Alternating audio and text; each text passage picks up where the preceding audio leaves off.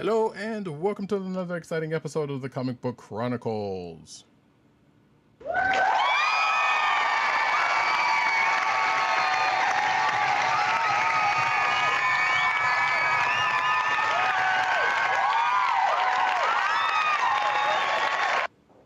am your host, Roddykat. You can find me at Roddykat on Twitter. You can find me at NewsNerdsNeed on Twitter. You can find me at CBCaps on Instagram. South Carolina with Columbia down the way. And, oh great, and the sound effect if you heard comes from none other than our man in Brooklyn, @1agent_70 on Twitter and Instagram. What's up, everybody? Holla. Brooklyn, we go hard. We go hard. Brooklyn, we go hard. We go hard. Yes, indeed. And folks, this is indeed the Comic Book Chronicles, where we are found at the CSPN.us, the Calls of the Podcast Network, the CSPN.us. Do it today. You can also find us on your podcast personal place of choice, whether it be Google Play, Apple iTunes, aka Apple Podcasts, Spotify, or the Cold Slither Podcast Network's SoundCloud page. So folks, we are going to get into our daily batch of comics, but first, we got to talk about the Green Giantess in the room first, and that would be She-Hulk episode number 1. And since we are recording a couple of days later than we normally would, which would be the day it comes out for some strange reason, we're going to get into it. So, spoilers.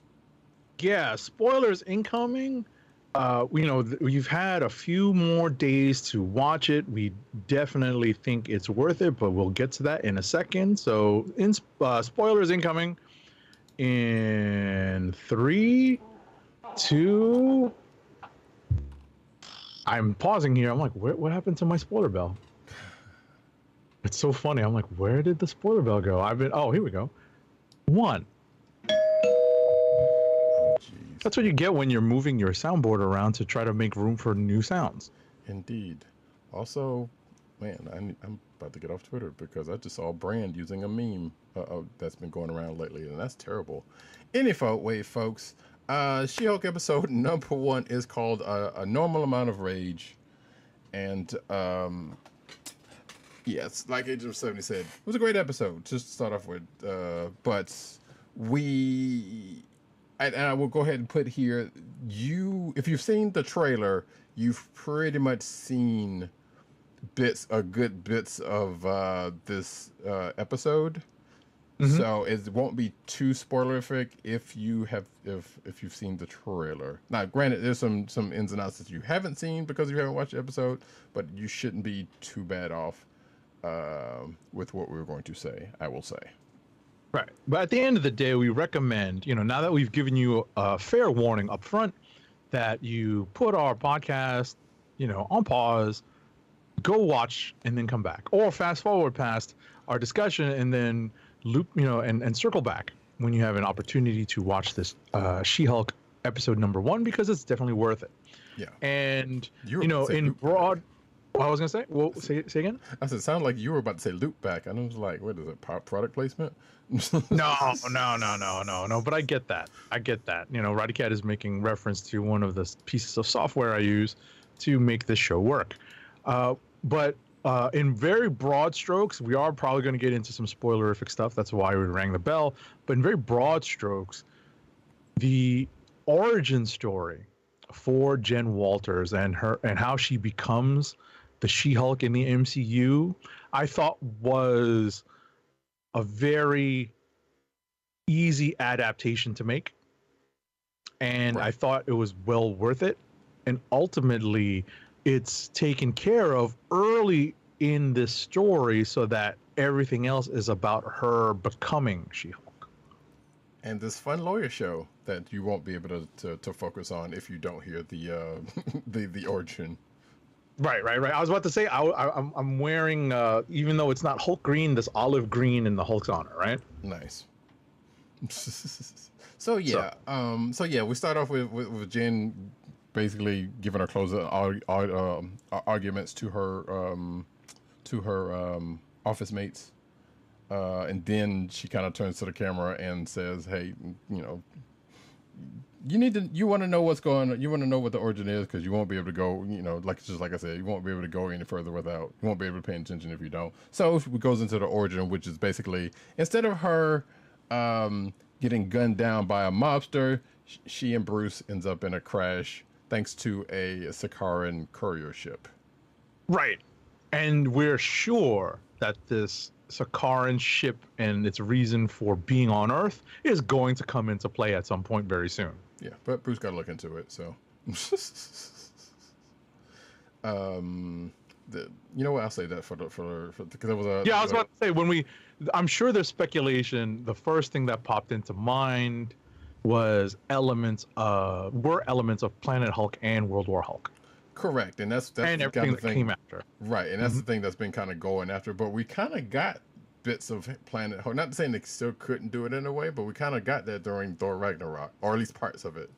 Right, that's the thing. There's certain parts that were left out that play more into the World War Hulk aspect. Right. That's what we suspect. That I've been off the internet looking. You know, I have not been looking into the stuff since the episode aired, but I presume that we're all on the same page when we're, you know, just based on some of the subtle and not so subtle hints that Roddykat was just giving about what parts of the story they're going to be using from the original source material. So, but in any event, the accident actually gets us up to speed on a few things, not just the origin of She-Hulk.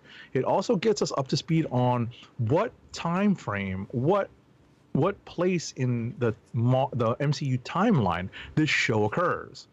And I appreciated that. It's literally done in passing.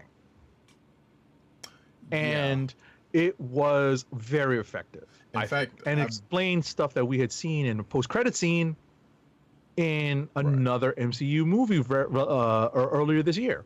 And from what I understand from an article I saw... no, not earlier this year. I apologize. Last year.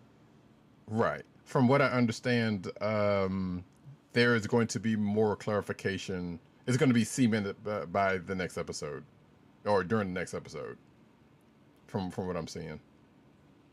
Oh, okay. I didn't know that, but yeah, I mean, there was an article I saw that kind of hinted around. It was like, yeah, one of the showrunners was like, yeah, it'll be definitely clear by the end of the second episode. Right, but I think it's pretty clear now. Yeah, that's my assessment of it, because you know they come out and say it. You know, they literally come out, and She-Hulk's origin itself actually plays a role in it. You know, like not just the accident. You know, in place of the mob shooting. The mob-related shooting, but just, you know, and we'll get to that, you know, but you know, we're spoiling, but not. We're always cautious to not spoil everything. Right, but it's also still kind of weird. But like I said, I'm looking forward to see how they clarify it next next episode. But yeah, we definitely get a place, and then obviously there have been articles saying, well, you know, this is supposed to be this, and this is the time frame of this, and you know, and the whole 15-year thing that Bruce was talking about, you know, while that doesn't have to do, well, it doesn't have anything to do with that, it's still kind of a touch point. So, but yeah, all of that kind of plays in. But regardless, to keep things pushing though. So yeah, we get that, we get the origin, we go into basically,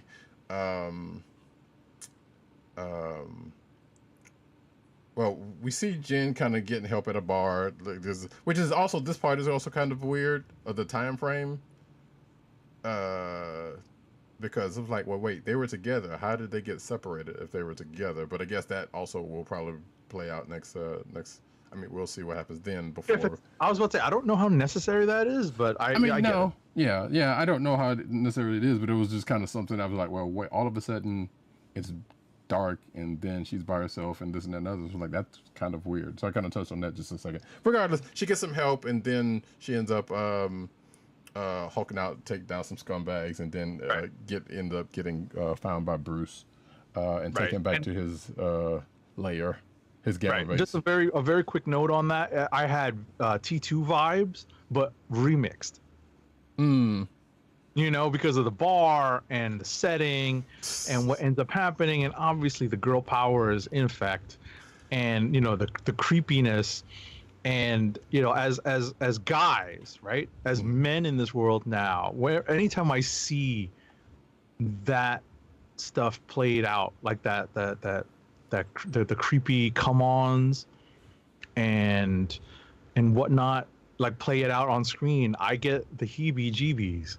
Yeah. Because I'm like, yo, I don't think I've ever done it that way, but I've seen it. Exactly. I've been around it. Exactly. But And there are that's some, you know, and you start to, and you just start to reassess.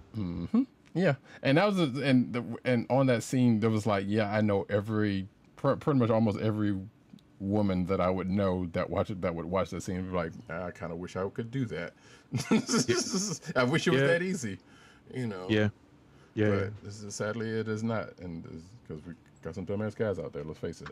But yeah, so that goes into the fact that Bruce ends up collecting Jen, and with wanting to train her to use her Hulk powers, but we come to find out that she doesn't necessarily need it as much. Like, yeah, a good talking to, and maybe a little, you know, hey, just a reminder of like, hey, you got, you know, you're a lot stronger than what you used to be, and you gotta control yourself. That was basically with great power type speech going on, which actually, if you think about it, that whole her closing arguments in the first part kind of touched on that also. Right. In the beginning, but so they go through this whole thing where Bruce is trying to teach Jen the ropes, but like I said, she fares better than he thinks he does, and even makes him jealous, Right. in a couple of different ways. Right, and on just on the basis of being familiar with the source material, you can kind of figure out why, because she's significantly weaker, so it's a little bit easier for her to gain some control. But they've obviously bypassed the whole most of the Savage She-Hulk stuff, like from the earliest incarnations. Right. You And know, they basically jumped past that, you know, once they did the whole bar thing.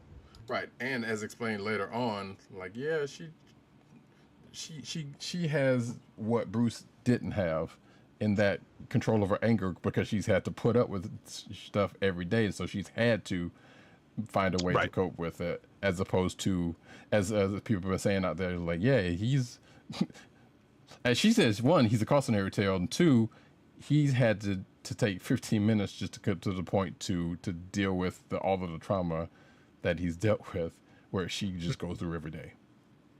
Yeah. So that's kind of been the thing that's been coming up online also. I'm like, yeah, that's kind of a thing. So, like I said, we get this, not necessarily a montage, but it's basically, like I said, him teaching her a thing, telling him some stuff, and either she's doing it or doing it a little bit better, you know, than he. Also worth noting, apparently he analyzed her blood and found a way to fix his arm. Right. That's what I was referring to earlier. Yeah.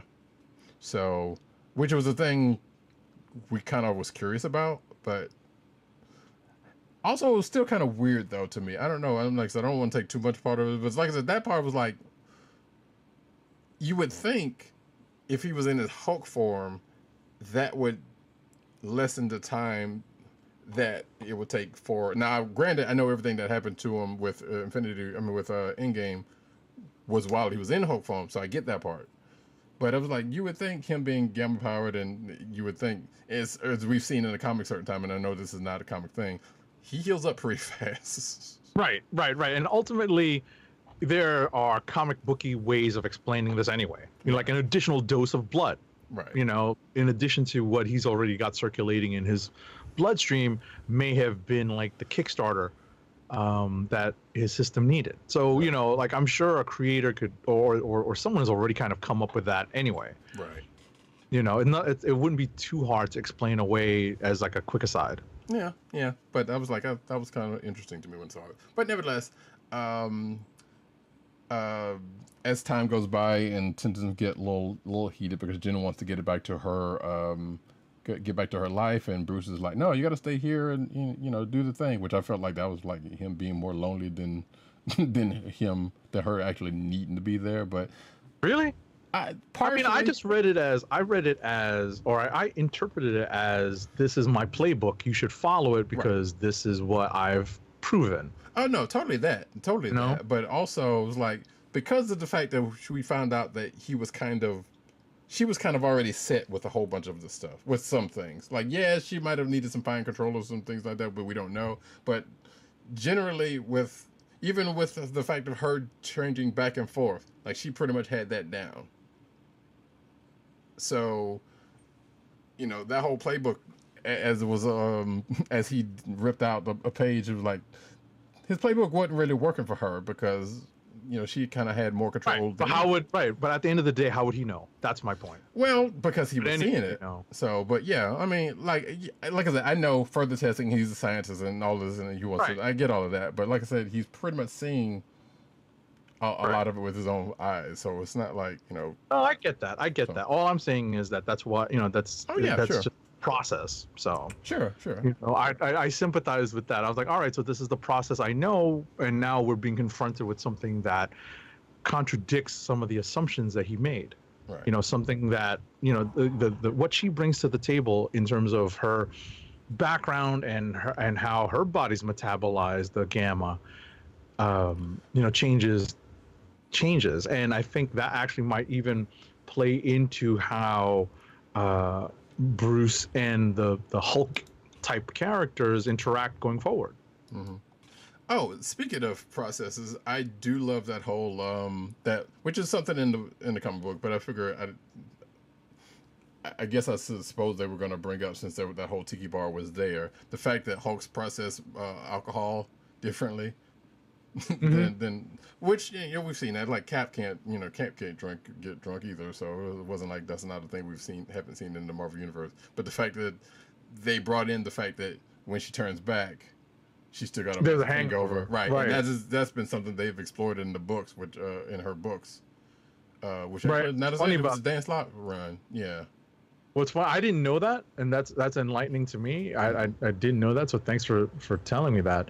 Yeah. What's interesting about that is that the super soldier serum has that one step ahead, where Cap doesn't even get hungover. Exactly. So, but anyway, moving on. So yeah, so that was a nice little wrinkle that I saw.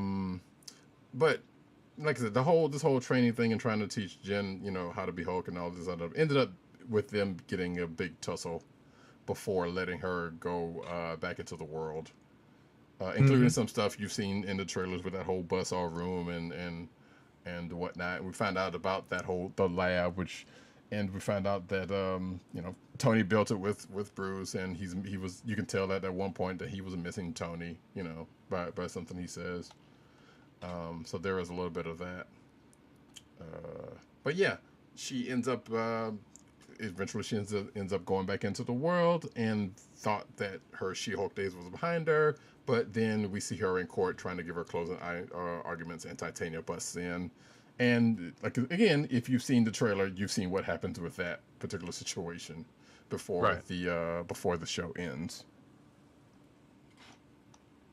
So but folks, the show ends there, but there's an after credit scene which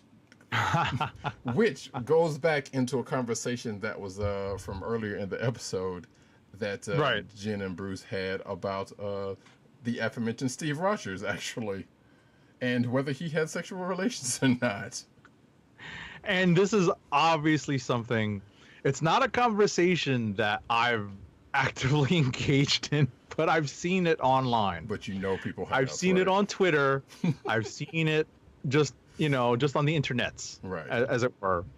And I found it very amusing that they chose this platform to address it. Yeah. I'm trying to think. There haven't been, maybe Loki is probably the difference, but I don't think there hasn't been a show that hasn't referenced Steve in some sort of way. Like I said, Loki might be the outlier in that one, but like Hawkeye did, because they had the musical. Wanda? Wanda, I feel like Wanda probably did at some point, but yeah, maybe that one might be another like. But I feel like there was a reference to him, if nothing else. Mm-hmm. But Right. I mean, I think they all. I think in terms of the gone but not forgotten right. Avengers, Falcon and Winter Soldier, definitely. the tree. Yeah, exactly. You know, Hawkeye. I mean, Cap, Iron Man, and Black Widow. Right? They all come up at some points during many of these shows. Right. Obviously, Natasha comes up in this show too. Wait, did she? I don't remember that. Yeah, she comes up. The lullaby. Oh, right. Yeah, that's right. When Bruce was giving his greatest hits. Yes. That's right. Mm-hmm. About transforming. Right. So yeah, you're right. You're right. So, but in any event, you know, so all three of them came up. Yeah. The Gone but Not Forgotten Avengers You're right. came up in the She-Hulk episode. But ultimately, you know, just to give our final touches on this discussion, it's worth watching. It's fun. It's a fun show. If you're not down with the whole girl power thing, you are again listening to the wrong podcast or watching the wrong YouTube show. Well, because this is important. It's there. And it's important that it's told. Right. I'm just gonna say you're focusing on the wrong thing, you stupid idiot. Like, come on. Like you're going into these shows thinking, oh, this is too much girl power. You have to look into your own self because you're stupid. That's the bottom line. That is my opinion. You know. It's not the show's problem; it's yours. Right. Exactly. So what is a show about She-Hulk is going to be? What do you think? Right. Jesus. I think the one criticism that I've seen online from critics and reviewers that have watched the first 4 episodes already, because I think the first 4 episodes of this 9-episode series have been released to critics and reviewers, is that they're not so keen so far on the portrayal of Titania by Jamila Jamil. And I just noticed in this article, bad job by website editors at Marvel, that the word captain is spelled incorrectly in the last line of the article.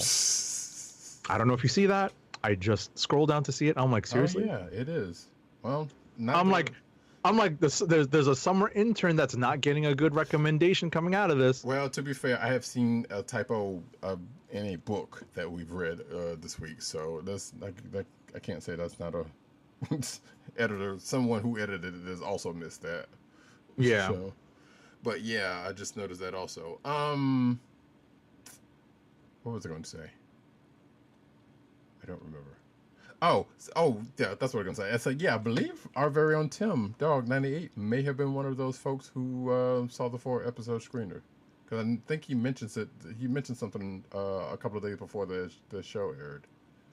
Okay. So yeah, so I don't. Well, know that's the benefit of being closer to the industry than we are. Indeed. Yes, indeed. You know, the less I comment on that one for my own benefit, the better, because I can't say my aspirations have played to my ambitions. So. Right. But anyway, like I said, it is a fun show. I am very much looking for. I actually almost watched this again.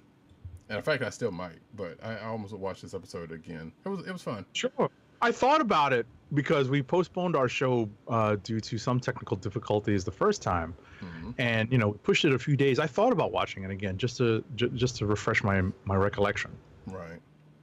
So yeah, get on that, folks. It's fun. I think you will not be disappointed by this first episode. Excuse me. That being said, though, unless you have anything... Nope. We can move on to books, and I will play a transition.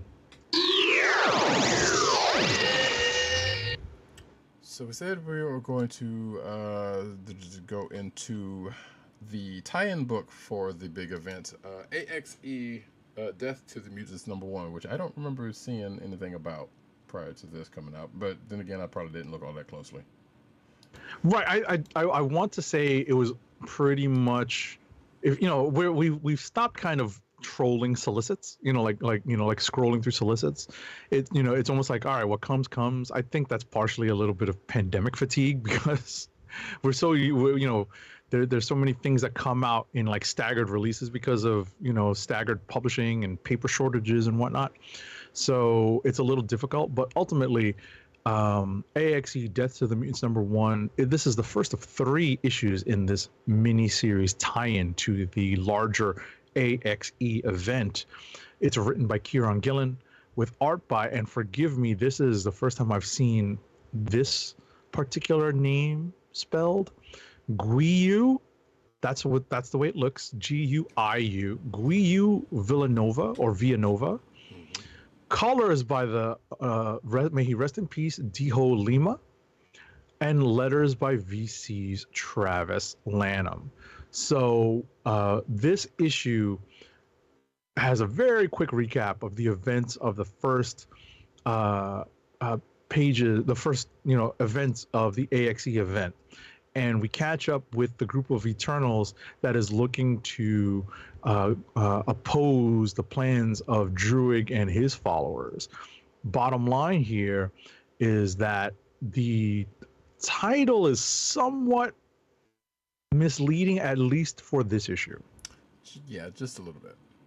Right, just for this issue, we don't know yet how this 3-issue miniseries will play out, but it's interesting that I honestly thought that we'd already seen a lot of this stuff in the first issues of AXE. Well, as a lot of these crossovers go, you kind of have to, as this book and going into the next book we'll talk about, you have points in the section where they cross over for real, and sometimes you get different points of view, and this one is kind of doing just that because it kind of crosses over into the aforementioned Judgment Day 2 book into the next book we'll talk about.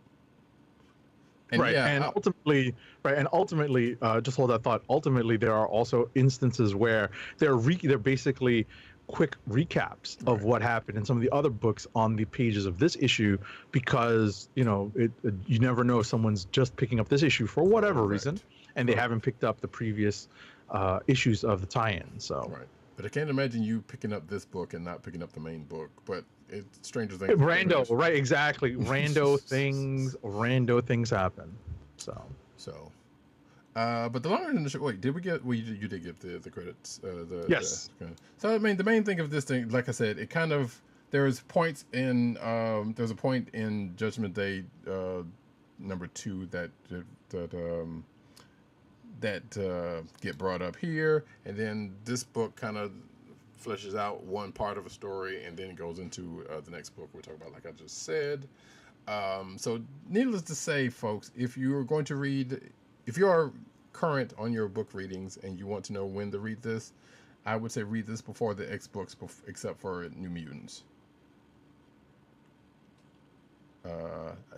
Well, X books, New Mutants and X-Force, because X-Force doesn't really have anything, despite the fact that X-Force despite has the banner on the cover, right, and despite that it's actually in the reading order, right. But we'll talk about X-Force a little bit later. But it just for FYI, because you see the banner and you think, well, this is tied in, so I wonder where I'm supposed to read this. You don't have to worry about that. Technically, I was about to say, technically, it actually comes after this book in the reading list. Yeah, in the actual reading, but has absolutely nothing to do with. Yeah, so we're going to skip, that book in our discussion of the tie-in books of this week, and instead we're going to move on. We're ready to move on. Oh yeah. To X-Men #13, which this week is written by Jerry Duggan with art by C.F. Villa. Colors are by Matt Miller, and letters are by VC's Clayton Cowell. So this issue gives us more information about the events surrounding the attack on Krakoa. We have some interesting events that are tied into the the Eternal side of the conflict, and I want to see. I'm literally clicking through just to refresh my memory. We see an Iceman kaiju, which is fun. Again. Ultimately, say again. Again. Yeah, right. Again. Ultimately, we start to see this new X-Men team in action, and I think before I hand it off to Roddykat, I think that some of the characterization seemed off, and some of it seemed extremely spot on. I don't know how to feel about the depiction and the characterization of Havoc nowadays. It's a little on the weird side to me. It's also hit or miss because when he was in the last volume of X-Force, he was kind of a one way, and in this book, he's kind of another way. Yeah, it is kind of weird. Like It's a little weird. He's gotten what he wanted, which was to have Madeline Pryor put through the resurrection protocols. Right. Right. He's still kind of a mess. I beg your pardon? But he seems like still kind of a mess. Right. So ultimately, obviously this is only the first issue with this new X-Men team in place. So we don't know where Duggan is going to take this group of X-Men, like what direction he's going to go. But I felt like any dialogue that he gave to Havoc seemed off, just to me. But I have not been keeping up with Havoc that much, even with the Hellions book. I read it here and there. Right, it was Hellions that he was in, right? Oh, right, yeah, not X-Force, it was Hellions. Yeah. Right. And ultimately, it's we definitely have to play a little bit of wait and see. One of the interesting things that did feel on point, did feel on brand, was the depiction of Firestar. Yes. And I am not as familiar with Firestar's characterization in the pages of New Warriors related books. My main exposure to her in modern times, obviously, we're not talking about Spider-Man and his amazing friends, you know what I mean? We are not referencing that at all. Spider friends, go for it!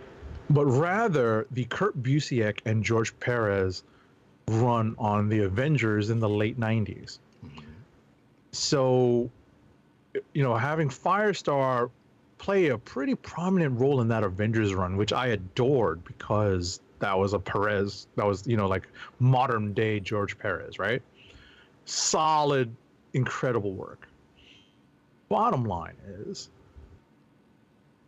that seemed more accurate to me than any, it was spot on to me. What did you think?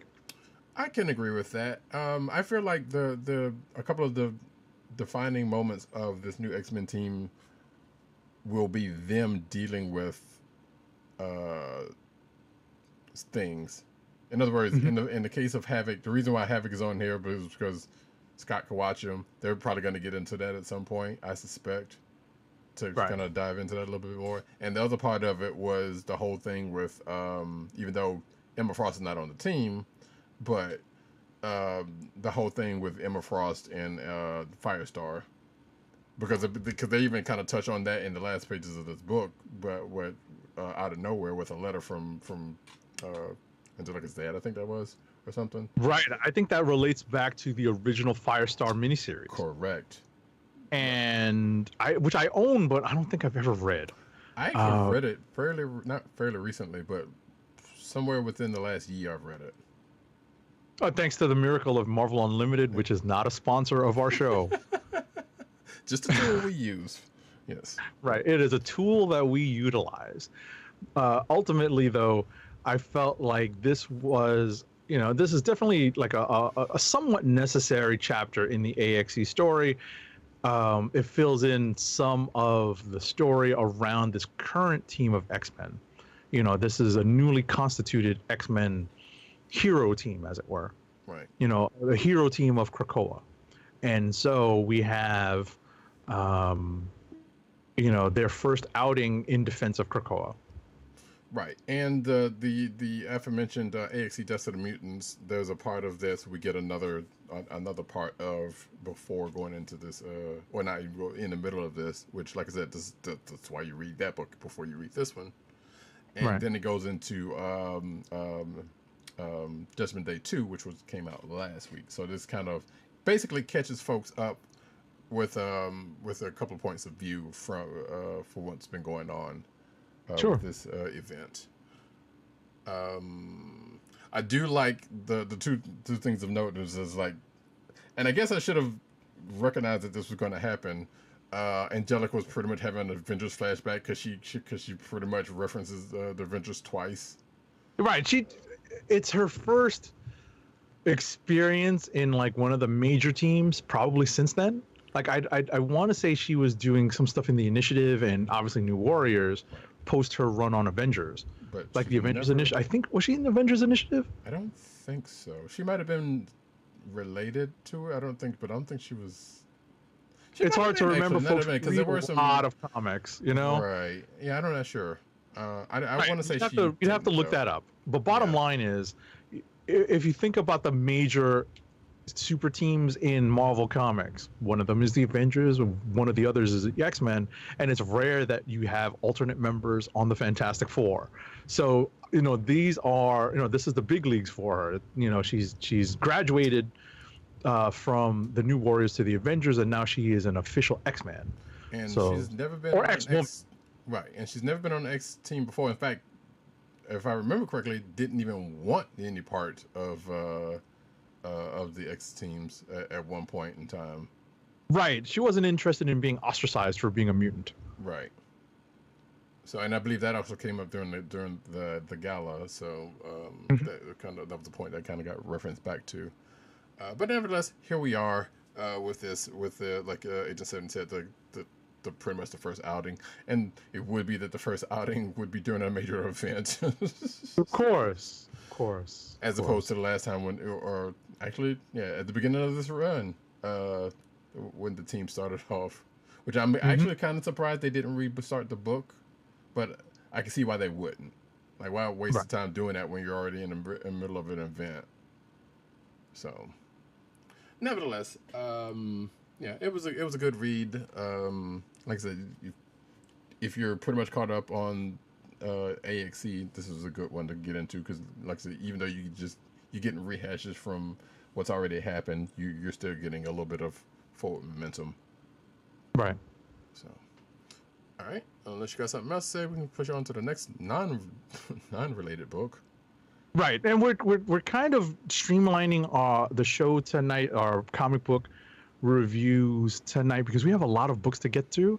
So we're just doing a little bit of, a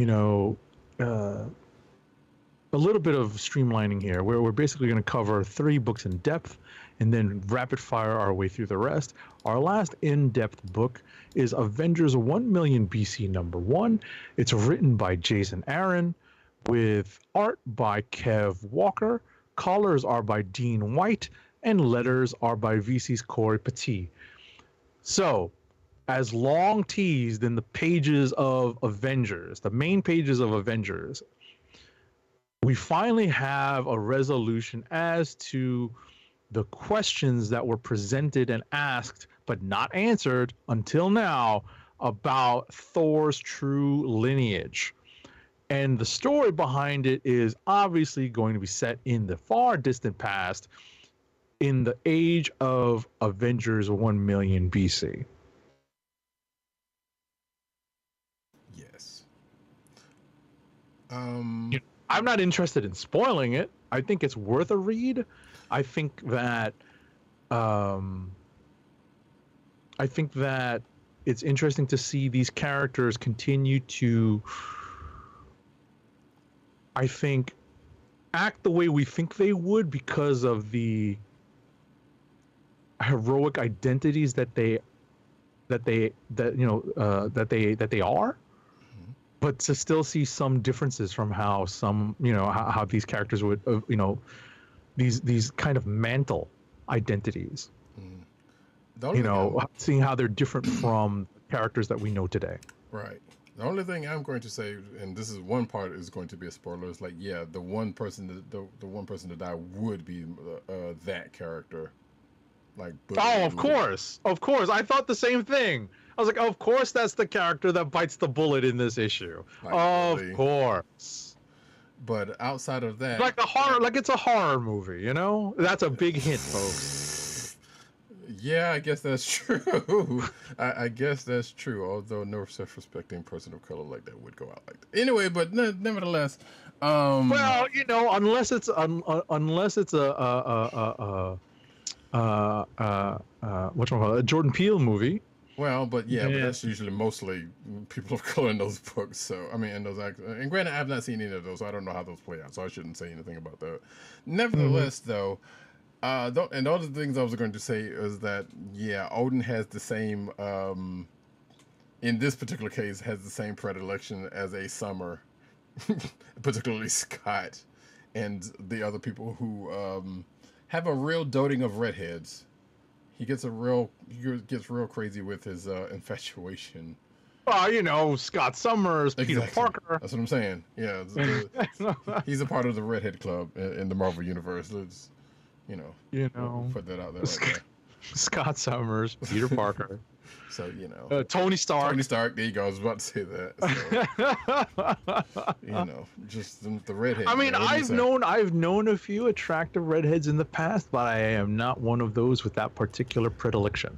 I'm not gonna sit here and say that I'm not. I have seen a couple of attractive redheads in my time. I've not really pursued, but yeah, I was like, right. Hey, I respect it. Just put it that way.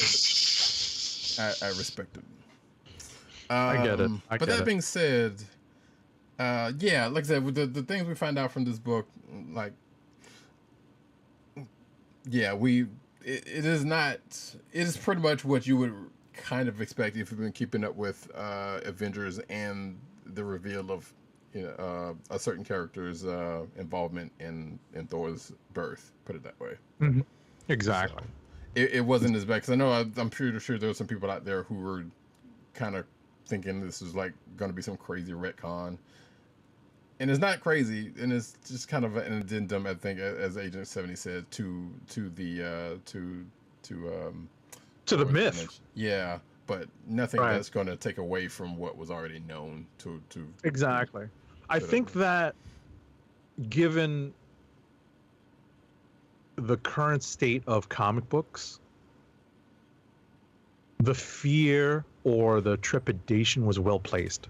Yeah, totally. Because it's definitely not out of the realm of possibility that they would make a change that seemed pretty drastic, given that this is a comic book already based on a myth. Right. And also the comic already changed much of the story of the myth to Right. to alter into a superhero story, but at its core, the myth and the comic book carry at least a skeleton of the original story.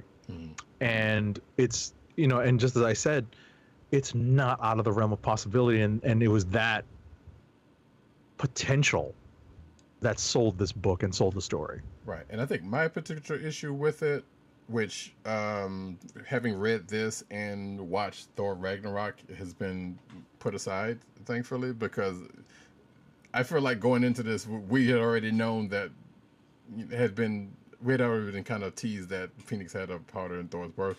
I felt like that was something that they were going to try to not shoehorn, but was going to try to put into Thor Ragnarok, not Thor Ragnarok, excuse me, Love and Thunder, Right. some kind of way to where this is going to be, the MCU-ification of Thor's origin story, which they didn't do. So I was happy about that. Although it would have also cast a whole bunch of theories one way or another if they had done that, because Phoenix would have shown up in Thor Love and Thunder. They would have been like, oh no, mutants, more mutants, here we go, more speculation, this and another, which just keep that down until Secret Wars happens. I got a feeling, but we don't know until we know. Right. That being said, though, yeah, decent. It was a good enough read, but actually, I was like, did we actually really need this? As it is, Right. they could have put this. It was only because of the seeds that were planted in the pages of Avengers. That's the only reason we got it, Which and the only realistically- reason it needed to be addressed. Yeah, but they So- could have put this in the pages of Avengers. Like this really didn't need a whole issue, I don't think. My guess, and this is just pure speculation on my part, is AXE. Yeah, AXE itself may have caused this book to be a standalone one shot. Maybe. I doubt it, but yeah, that's tie-in. plausible. I feel like that's as plausible as anything. But yeah, I don't know. Right. There's been That's probably right. That's probably the reasonable explanation, but it's probably not the truth. right. It was probably always destined to be a one shot. Right. Because there's been other side books in addition to what's been going on with the Avengers stuff, to where it's like, yeah, I would like to believe that might have been the case, but I doubt it very seriously. So anyway, enough about that. Hey, read it if you feel like, if you're curious about that whole thing. Sure. Like I said, I suspect maybe it'll come back up with whatever we know Jason Aaron's planning with his send off from the book. Because we know he's, plotting something supposedly kind of big with a lot of moving parts. So whether that comes together, we'll see. All right. We're going to go to Rapid, as we said. Yep.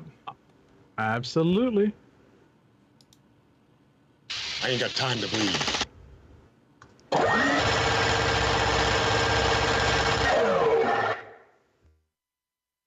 All right. Do you want me to lead? We have a lot of books in common in any event.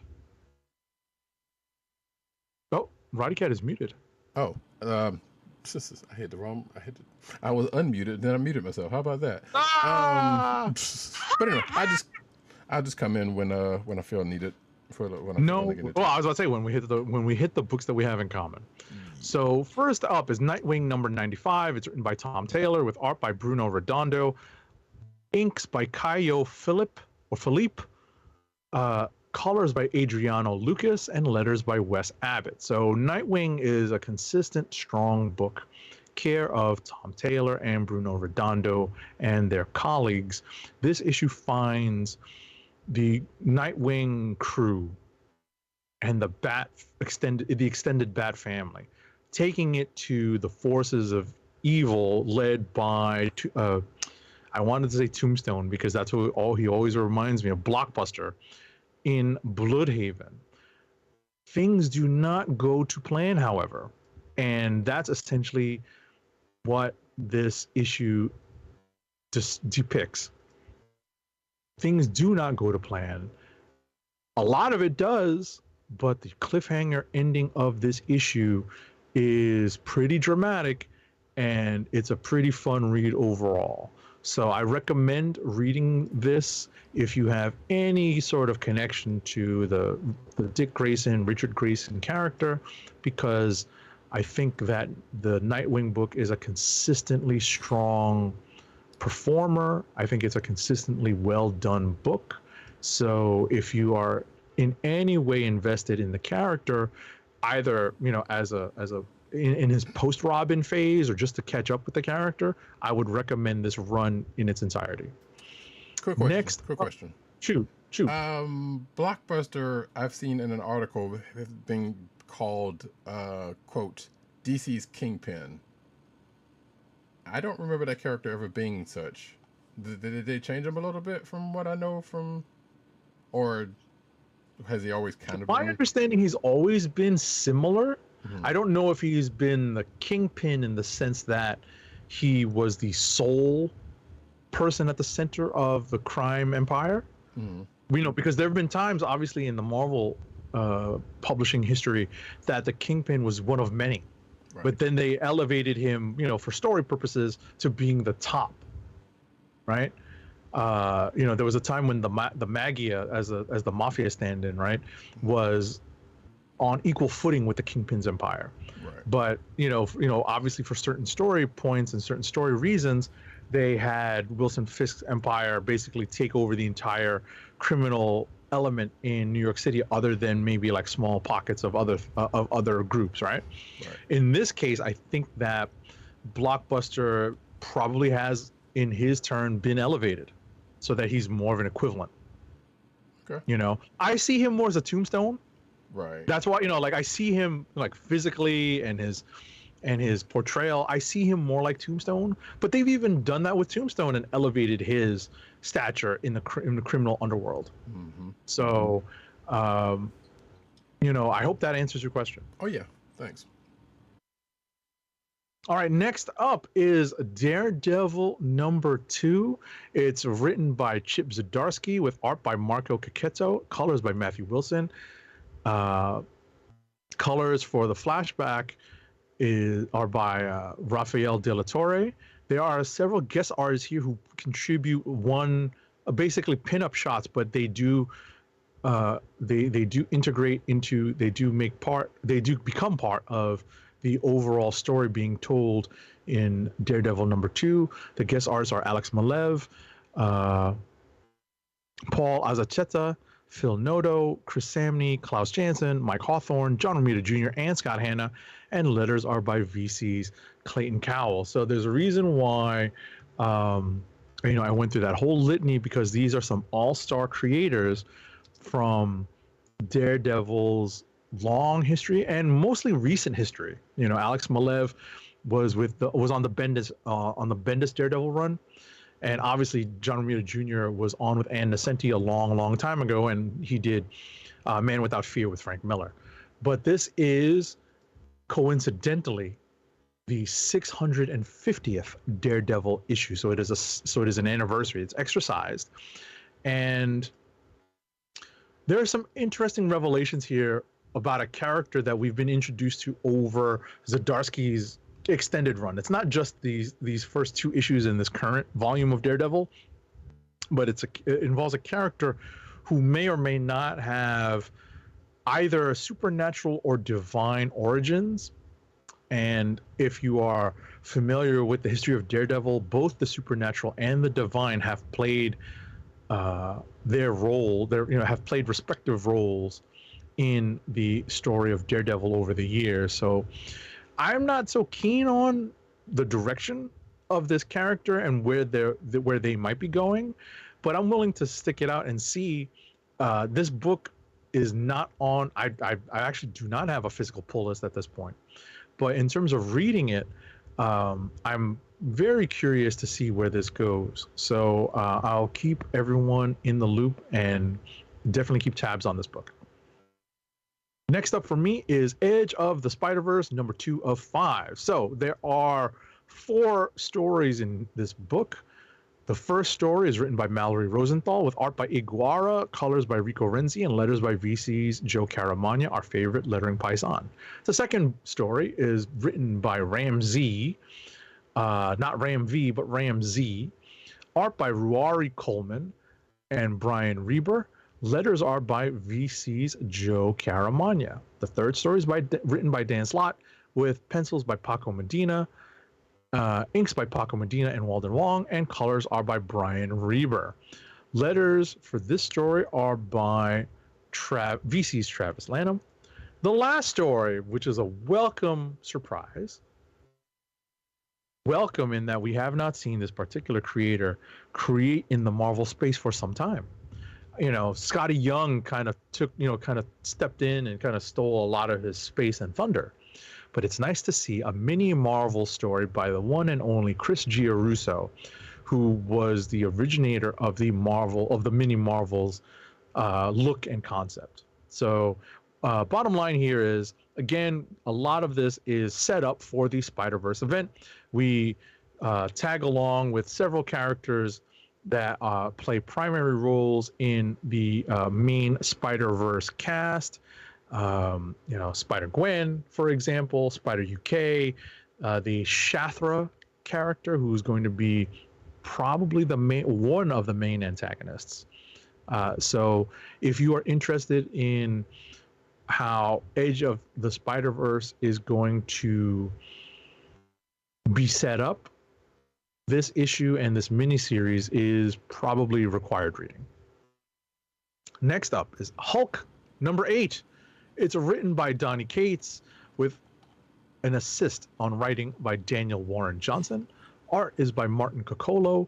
Colors are by Matt Wilson.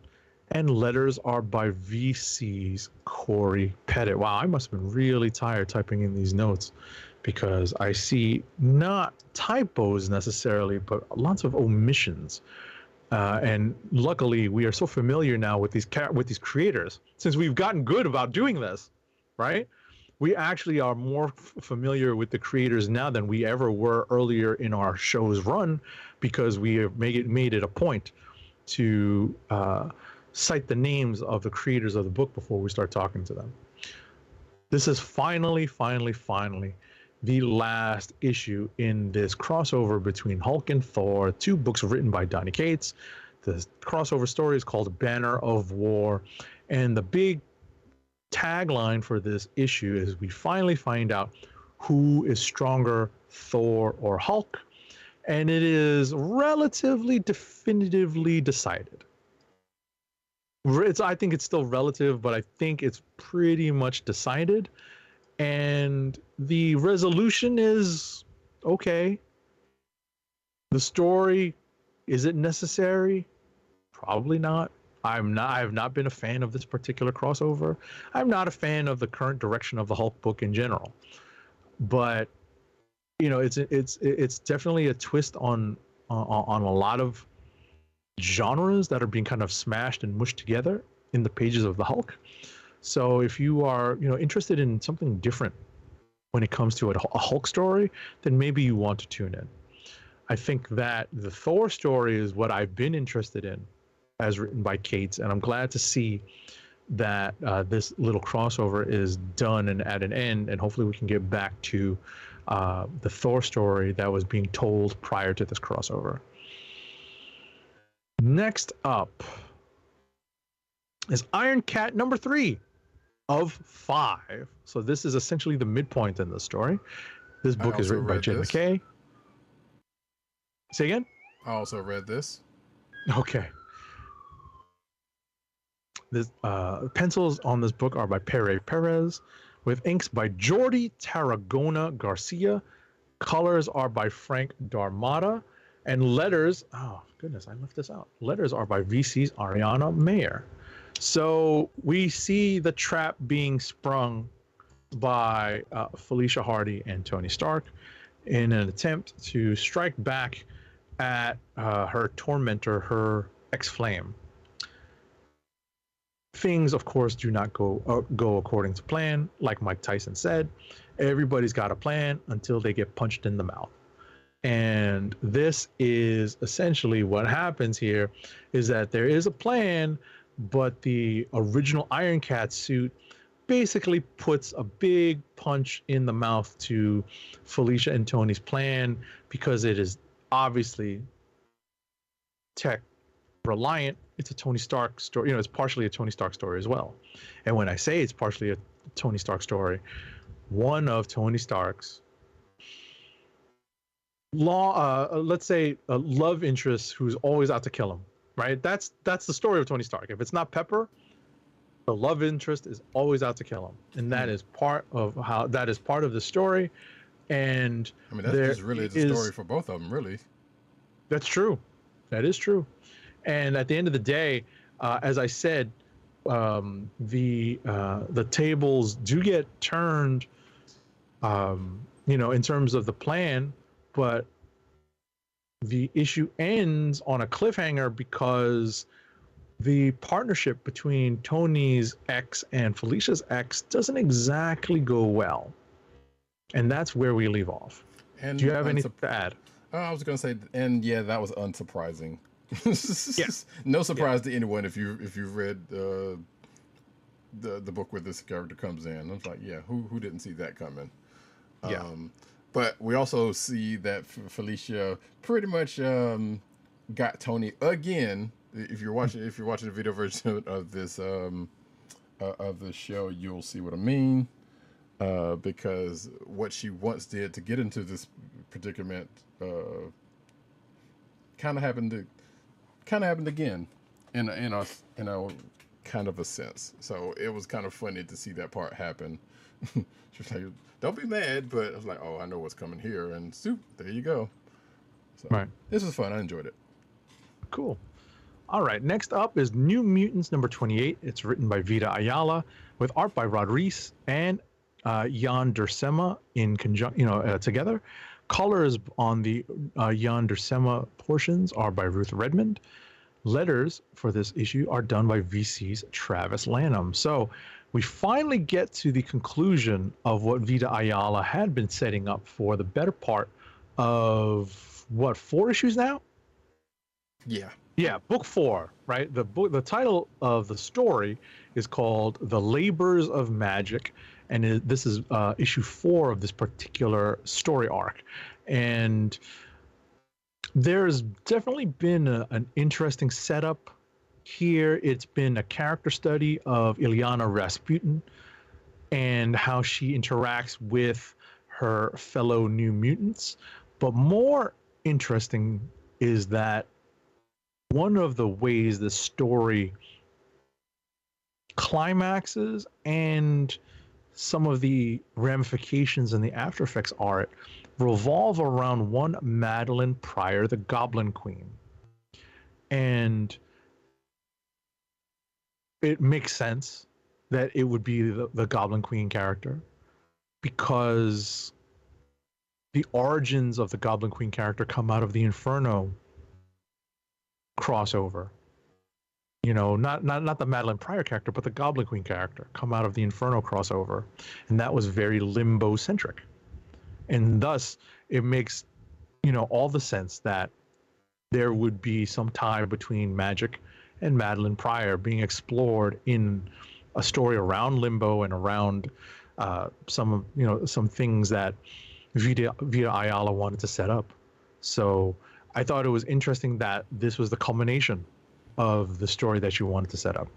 You know, basically reinventing or let's just say not reinventing. Reinventing is the wrong word. Resetting. Yeah. The power structure and status quo of Limbo for new stories. So I think that was the goal here, and I thought it was pulled off pretty well. I liked the flashback stories, you know, those flashback pages, and how that finally wrapped itself up and told and helped to tell a more cohesive story, because I think in the earlier issues of this arc, it was a little bit difficult to follow, but I feel that if you stuck with it and made your way through the 4 issues, I think it was worth the read. I don't know if it was worth the payoff, but I think it was worth the read.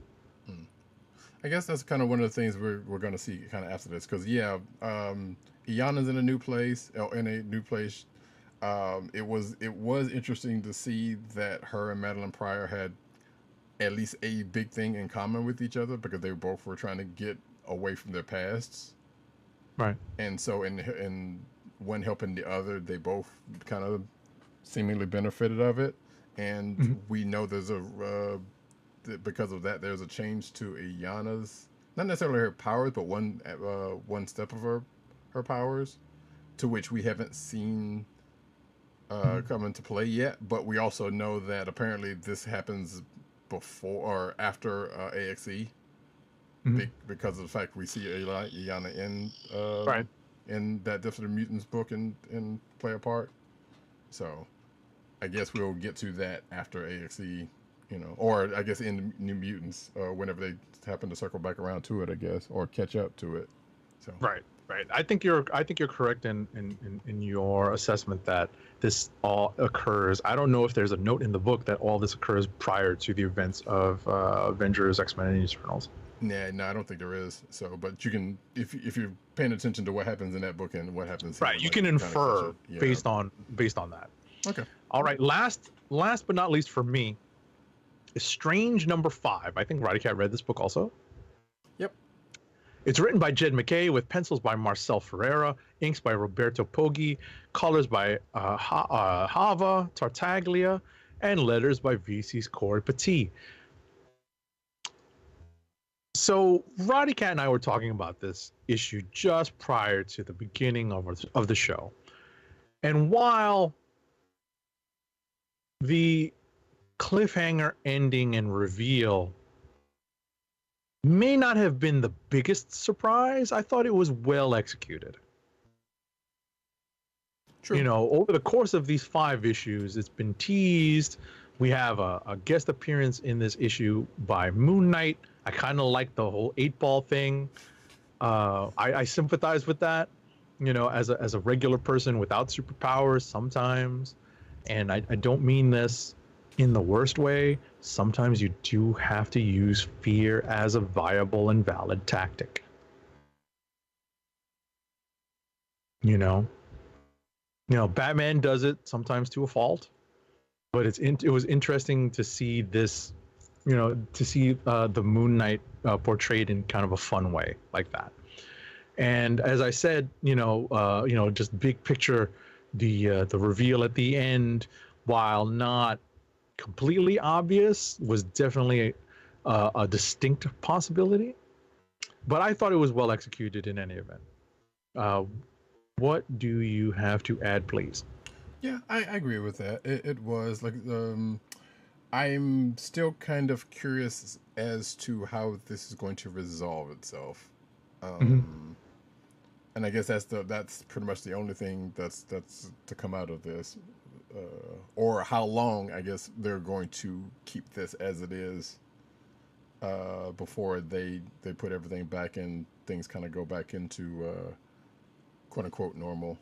So I've been having fun with Clay as the Sorcerer Supreme. Like I hope after this, like it's a little too soon for just to say this anyway, but I kind of hope they kind of keep her around the Silverback faction. But I know kind of how these things are working, it probably won't. I mean, unless what happened at the end of the Death of Doctor Strange kind of bears a little bit more, meaning, and she does get kept around because of that. So, but we'll see. Yep. All right, and that's it for me.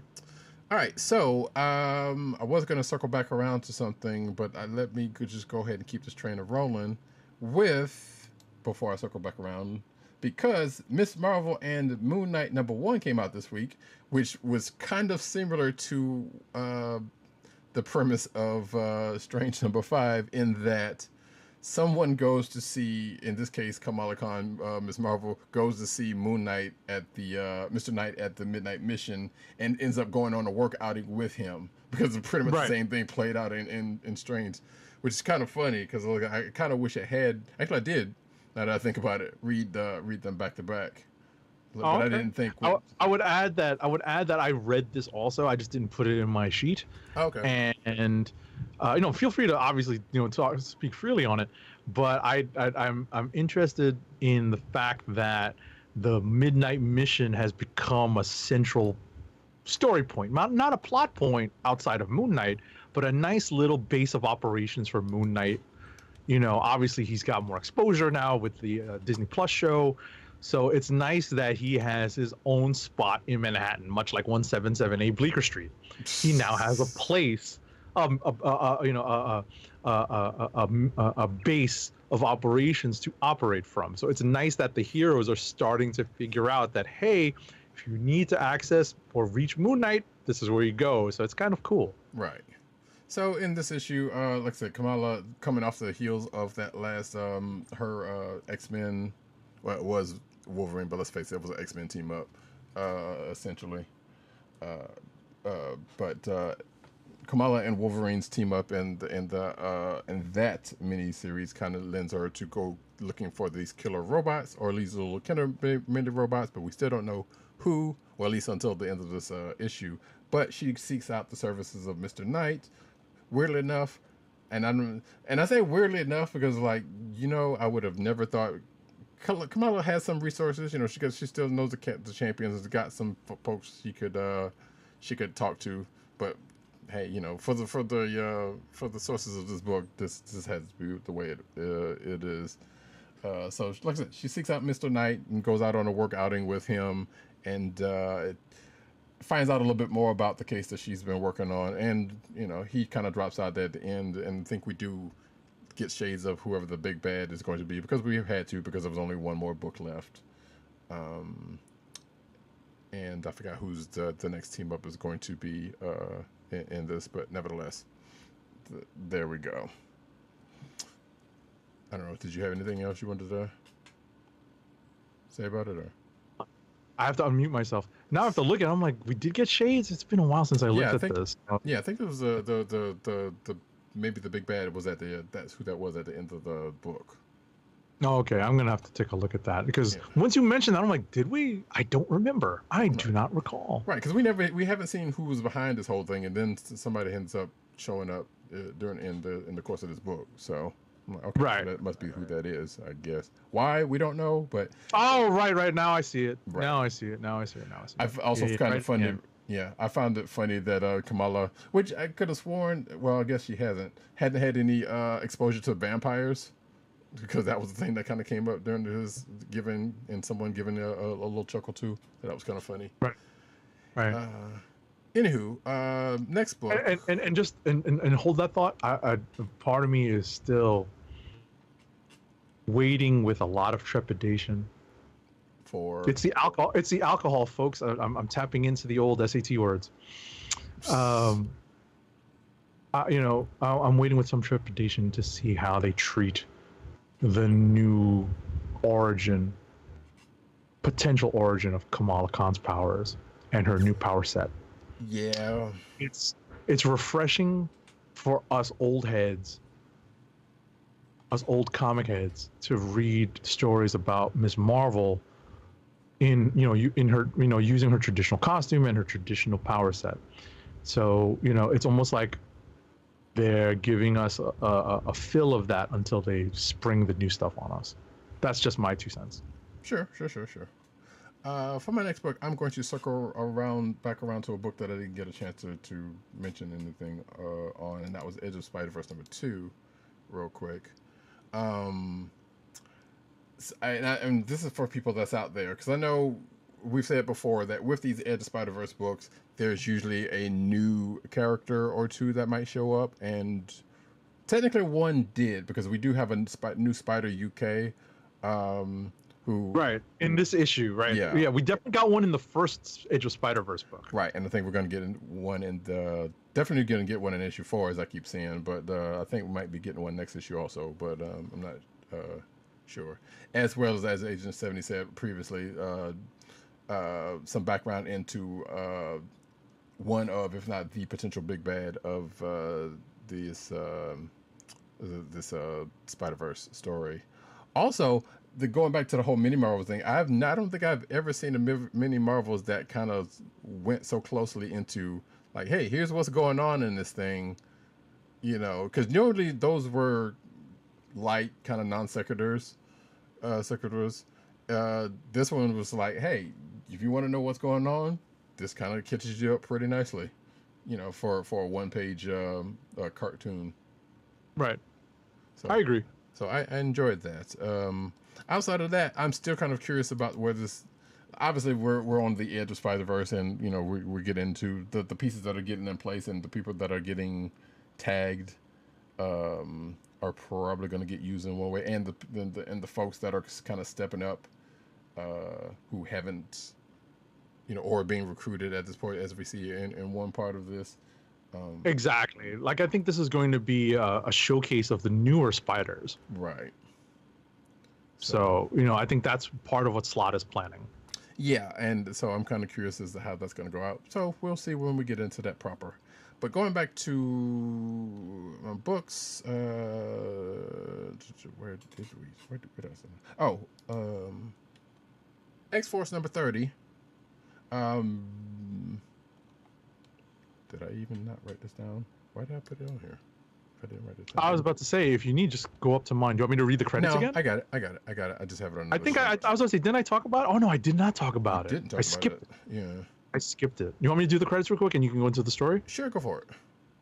X-Force #30 is written by Benjamin Percy with art by Robert Gill, colors by Guru EFX, and letters by our favorite lettering python, VC's Joe Caramagna. Take it away. I skipped it thinking that we talked about it, and then we did talk about it, but only because it doesn't tie into AXE. Right. That's why. That's why. Yeah, Go exactly. Away. Go away. So there's really not much to say about this outside of what was just said, in the fact that I think we had an article that was talking about the fact that Kraven the Hunter was going to go up against the mutants, and this is where that comes into play, because we see Kraven the Hunter in Antarctica or wherever he is on a hunt, and it just so happens to be at the same time that Deadpool and Omega Red, I'm about to call him Omega Supreme, Omega Red are on a mission, which I find myself rooting for Omega Red in this issue because one, I don't like Deadpool all that much. And one of the few times you find Omega Red being sympathetic. Yes. So being portrayed as a sympathetic character. Right, because he was like, you know what, I'm not taking this, and just happens to deal with Deadpool, which ends up going to be the thing that comes back to them, because that's how Kraven the Hunter, without giving it away, comes across the mutants in uncertain terms, let's just say. This also was where I said there was a typo in a book that I read this week, because on one of those letters pages, you have Beast's thought and you have Sage's thoughts. Apparently, there's the topic was misspelled. Oh, interesting. I have to go back and look at that. So, I was going to mention that the concept behind, or the premise behind AXE is essentially the premise that they're going to use to involve Kraven in the story. Well, yeah, there's also part of that because of the fact that it came out. It's a similar enough motivation. Right. But he was kind of out of the loop to where he did not apparently know about it up until he came across some other folks. Right. So, he didn't know about the announcement by the Inhumans and all that stuff. So right. and what Ben Urich had revealed in the Bugle. Right. And the person at the end of this issue who kind of spurred it on, because as we know from Kraven the Hunter, always looking for. So he's like the Predator, always looking for the bigger hunt. So, which actually had me thinking about that while I was reading this. I was like, okay, yeah, that somehow makes some sense. So, and like I said, he ends up getting wind of what's going on in Krakoa, and also that the mutants being called the Apex Hunters or something like that, whatever they said at the end of this issue. So, right, whatever they did to set the motivation. Right. So I was like, okay, and this is what sets him into coming into conflict with them whenever that's going to happen, which is, I'm sure, going to be held in the pages of this book. Mm-hmm. So there's that. Oh, also poor Angel, because he always, why is it? He always either getting caught or his wings clipped or something happened. I'm like, dang, man, homeboy can't catch a break. Yeah, I thought that was whack. I thought that was whack. He was just, obviously, it's a flashback to Mutant Massacre. Right. I was like, damn, man, they had to do that to that man. But anyway, next book for me is let's see, Batman Superman World's Finest #6. As I put up the there we go. This is where's the credits? There we go. Written by Mark Waid, art by Travis Moore, colors by Tamra Bonvillain, and letters by Aditya Bidikar. So, coming out of that last arc, Supergirl had lost Robin in time due to her fault for any fault of her own. But apparently it must have been real easy to recreate by Superman, because Batman and Superman finds Robin, who was lost in time, just that quickly. But also thanks to some clues that Robin is given to them to find him, which was, smartly done, of course, because he's a Robin. So, but before they leave, they ended up helping Robin with with the people he had been staying with. It was a circus. So, of course, Robin, this being Dick Grayson, Robin, and I think this whole story has been set in the past, like I've probably said before, with Batman and Robin, and I think we can pretty much assume that, yes, this is Dick. So, yeah, while they're still in the past, they help Robin out with a mystery that he had been trying to solve while he was bunking up with this circus and kind of helping them out some. And that's pretty much I think this seems like this was a one and done story, and I guess they'll be back to the quote unquote present of whatever the story is going to be after this, and going into a storyline that I think we talked about in a news article a while back. So that was that. It was a fun story. It was pretty cool. Next up, Black Adam #3. Dun, dun, dun. Let's see. Creative team is script by Christopher Priest, art by Matt Herms, colors by Troy Pateri of non-VC at this point, or right now, and letters by Irving Rodriguez. So, what we thought the initial plot against Black Adam was, or more specifically by whom it was, turns out not to be the case. That was kind of a ruse, but it sounds like he's going to probably run up on, might end up still being running up on Darkseid for reasons anyway in another issue or two. But I guess we'll see when we get there. Kind of find out he was being lured by some folks called the Akkad, which may have something to do with Darkseid. I mean, Decide, and I don't know, but I don't know who these folks are. Mm-hmm. Because my DC lore on that stuff is not great, so it is what it is. But Black Adam's in hell while Malik is trying to save him, who comes up with a plan to kind of save him by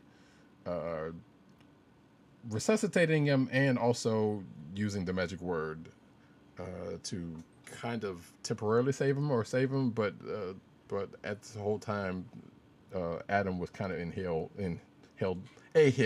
I should say. I don't know if it's the hell or a hell, dealing with the people who lured him there, which may or may not be a love interest or somebody. I don't know who those people are, but that was a whole weirdest thing that was going on.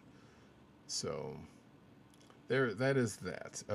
We'll see what happens with that next issue. This is issue 3 of 12, by the way. So this is not unless they decide to extend it.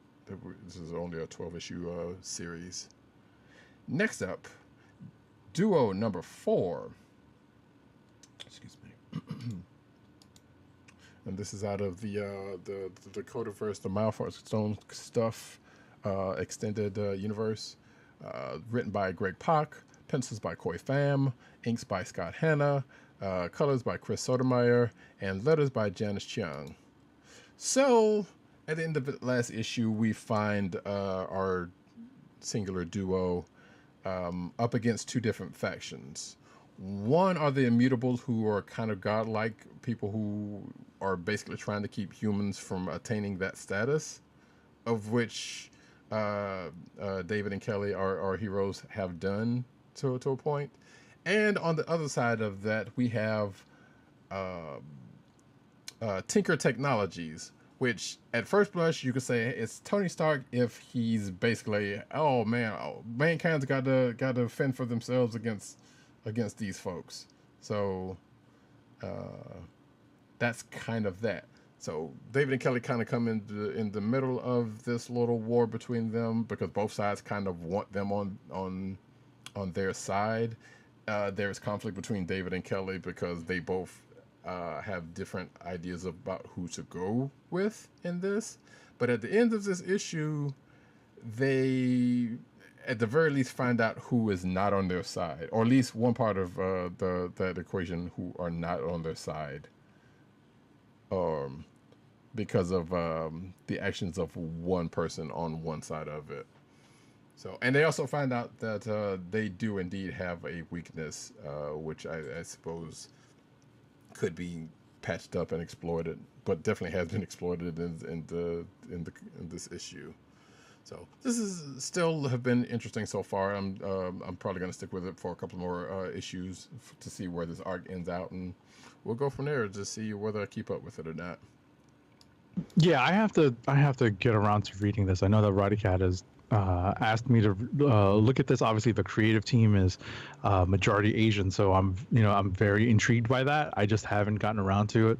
We read a lot of comics every week, folks. We do. Some weeks more so than others. This week was a big one. So yeah, and there's some books I didn't even get a chance to read, and even though we had a couple of extra.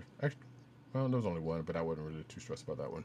Anyway, right, we had a little extra time this weekend. Still, I didn't have a real chance to read anything on top of, like I was up late Wednesday night just churning through these books because I wanted to get through them. Right. Incidentally, there was a Sandman facsimile issue of Sandman #1, if anybody's interested, that came out this week. So basically, it's a reprint of Sandman #1 because of the show coming out, obviously.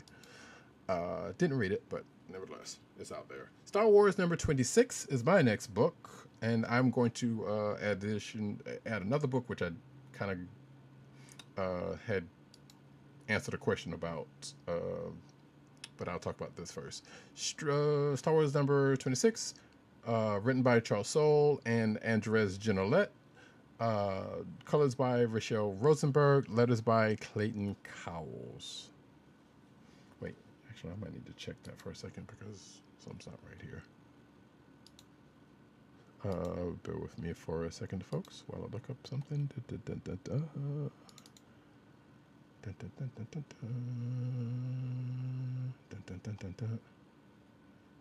know Agent 7 would appreciate that, what I just hummed. Sorry, the artist, that's what I thought. I don't know why I didn't have the artist's name. The artist is Andreas Genolet. I was like, I knew something wrong. There was only one writer for this. So, yes.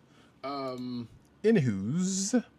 So, this is a new arc coming out of that last business with that whole commander who was kind of giving the rebels the business.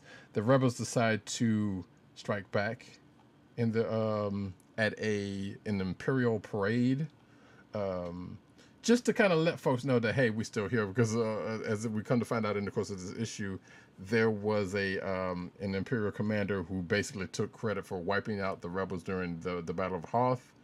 And them taking a swipe at him during this parade was them saying, "Hey, you didn't get rid of us," and so it goes into a meeting of the rebel minds to where they should go next, and what they should go moving forward, and Akbar not saying it's a trap, but kind of putting his 2 cents in there nonetheless.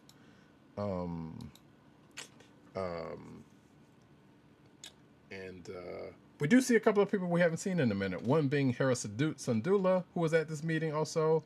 And prior to that, Yvonne, who was... I can't remember who she was to Leia, but I don't think we haven't seen her too much out since that Princess Leia miniseries. She's been talked about, definitely, but I don't think we've seen her in the course of this. But she kind of shows up to kind of pick at Luke about having his lightsaber.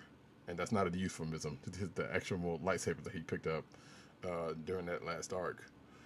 But outside of that, we get shades of Crimson Dawn still kind of being around and embedded in a secret project. But we come to find out, is spoiler alert, folks, that project is the second Death Star.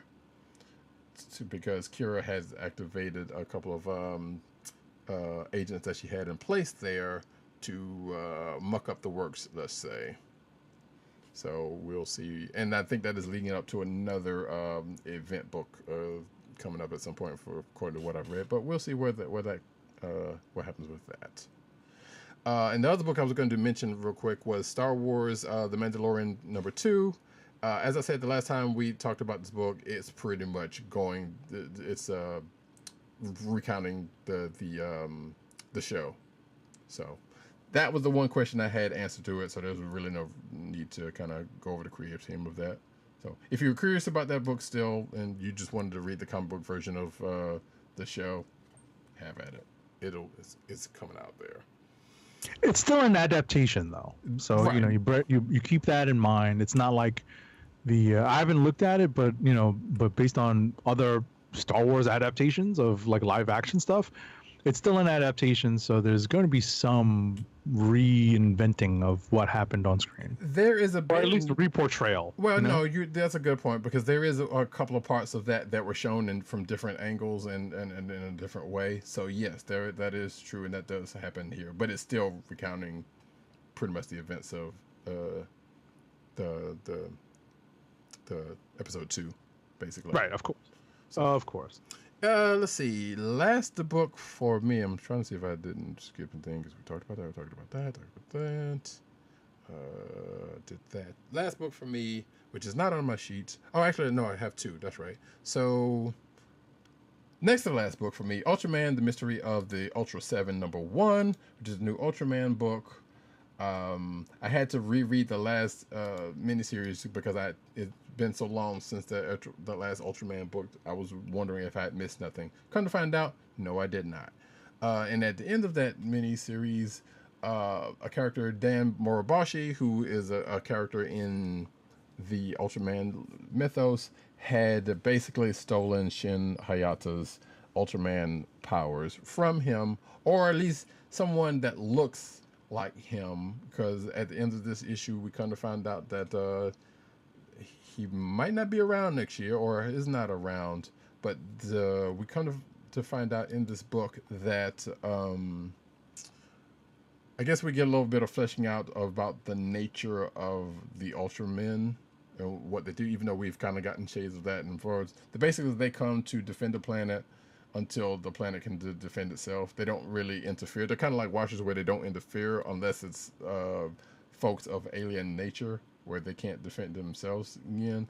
And this is kind of one Ultra person having a conflict with that because, well, you know, for one reason or another. But we also find that it kind of goes back to Dan Moribashi's involvement with the Ultraman in question when that happened in the show. More to the point.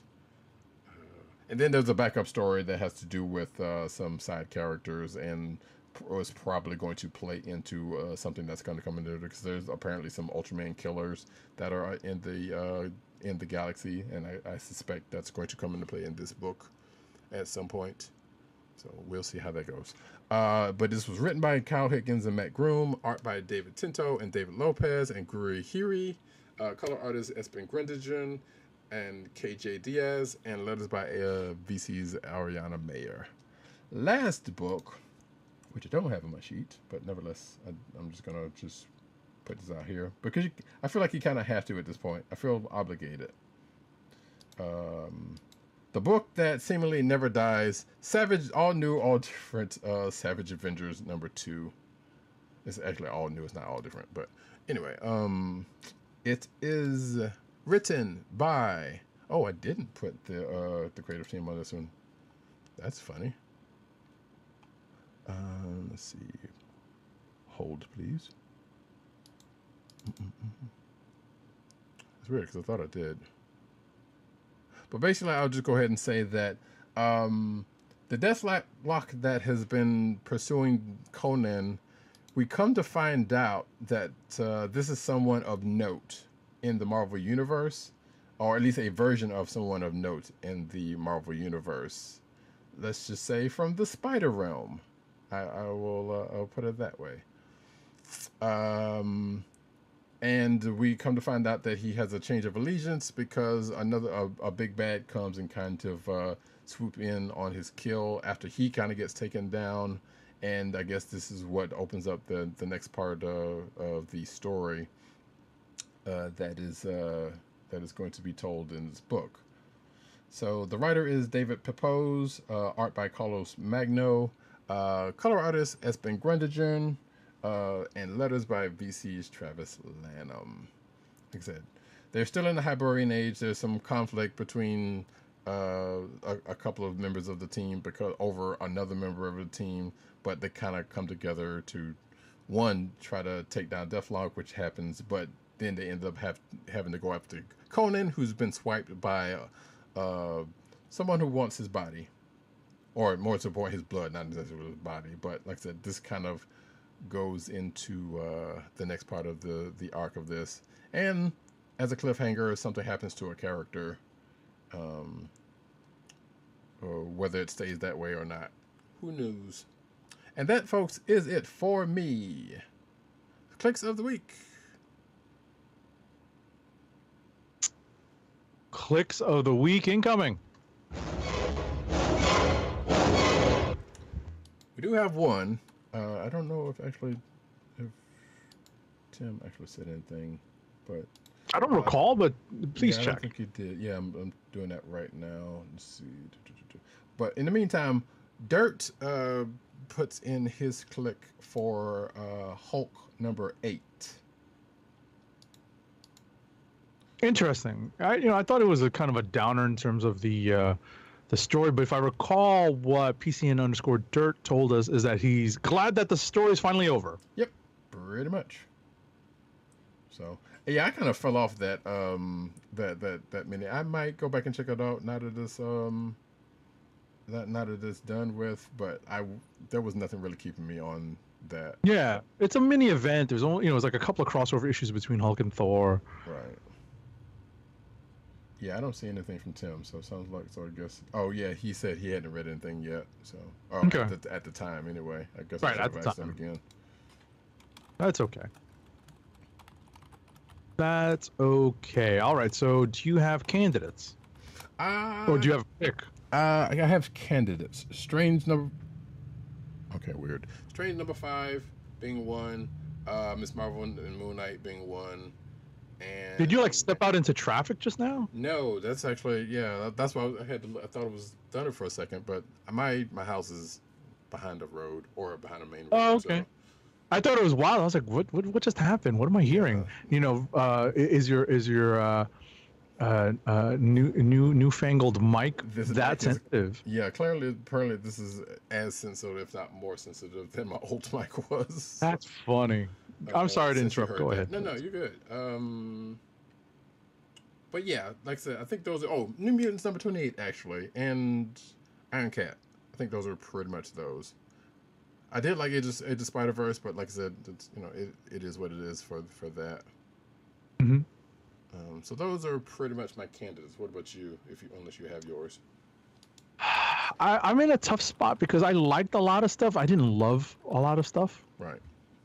And nothing really jumped. Like we read so many books this week, but nothing really jumped out at me. Yeah. As real candidate, I think what I'm going to do though is go with Nightwing number 95. Okay. Interesting. I'm okay with. I was okay with the X stuff, the developments in AXE this week. Avengers 1 million BC was kind of like, all right, at least they didn't mess up. They didn't completely screw up the story. Right. Daredevil number 2 is a nice anniversary issue, but I'm not so keen on this new antagonist that they're using. And Iron Cat was good, but nothing to write home about. It's still a great, it's a consistently high level of quality, but it wasn't anything that that jumped out at me this week. It was as fun as we're used to with Jed McKay and his writing of Black Cat. Right. Yeah. So I agree with you there. Actually, Strange is still kind of in the running, but I still kind of want to see what's coming out of that. So I can't really make that a click, even though it was like, okay, it brought that up, So now we're at the point of like, okay, we're going to see something come back into play, or someone come back into play. But like I said earlier, how long they're going to drag that out, or before they do something about it, we'll see. So I think. I am probably going to go with.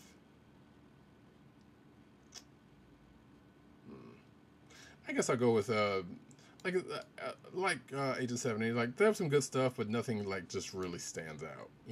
Like everything I named was good, but exactly kind of just popped.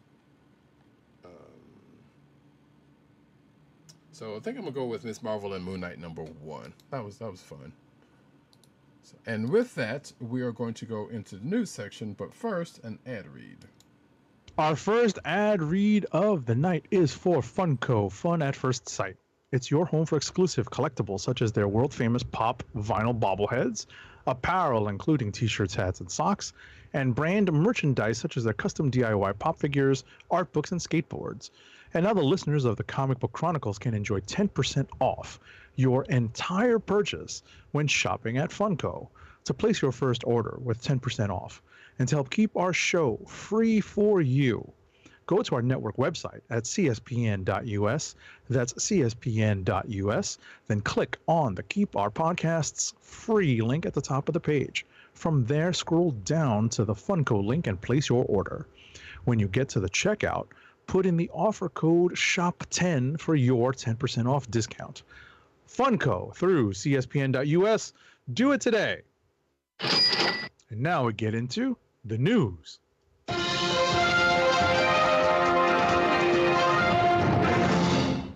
I'm appreciating Agent 70's almost smooth jazz ad rendition there. It's been a long month and change, folks. Indeed.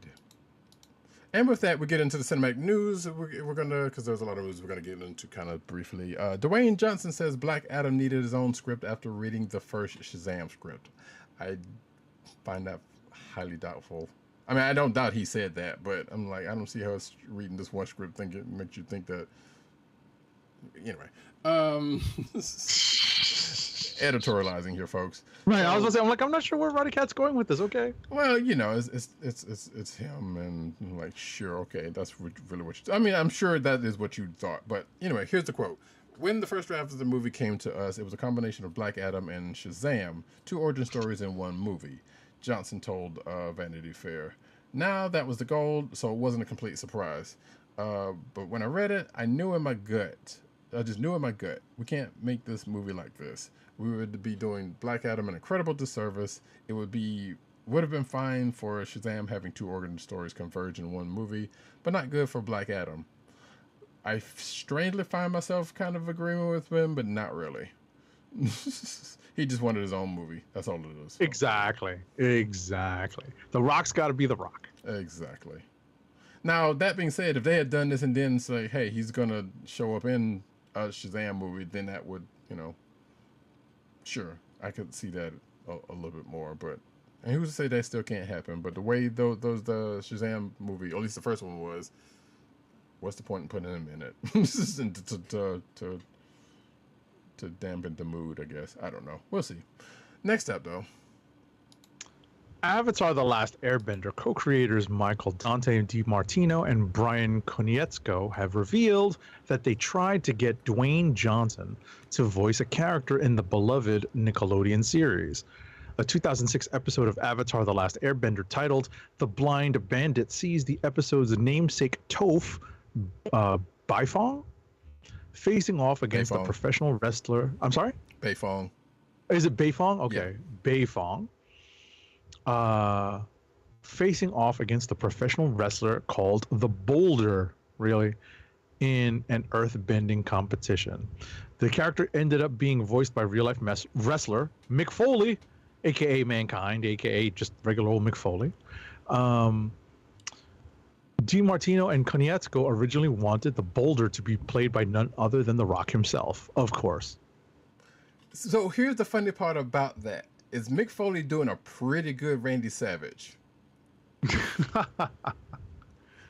Oh, yeah. Kinda.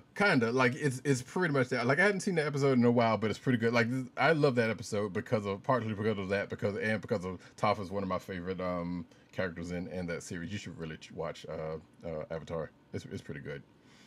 Do I really need to put that on my anime list? It's not really anime. It is anime inspired. Right. But it's so long. It's not that, as compared to Bleach? One Piece? I was going to say, Naruto, that's not fair. One Piece is gigantic. But that's what I'm saying. It's nowhere near. It is nowhere near. I'm enjoying my run on Full Metal Alchemist Brotherhood right now, because I'm winding down my Battlestar Galactica watch, finally. You know, I'm in the depths of season 4. So I'll be, you know, like I've been... To try to change things up a little bit, I've been watching Full Metal Alchemist Brotherhood. So, you know, if you really think I should add this Avatar: The Last Airbender to my quote-unquote anime list, I will. 3 seasons is only 32 episodes. That's not counting. 3 seasons, 32 each? No, in total. Oh, it's only 32 episodes. Oh, okay. All right, I'll put it in. I'll add it to the list, but I'll put in that in quotes that it's anime.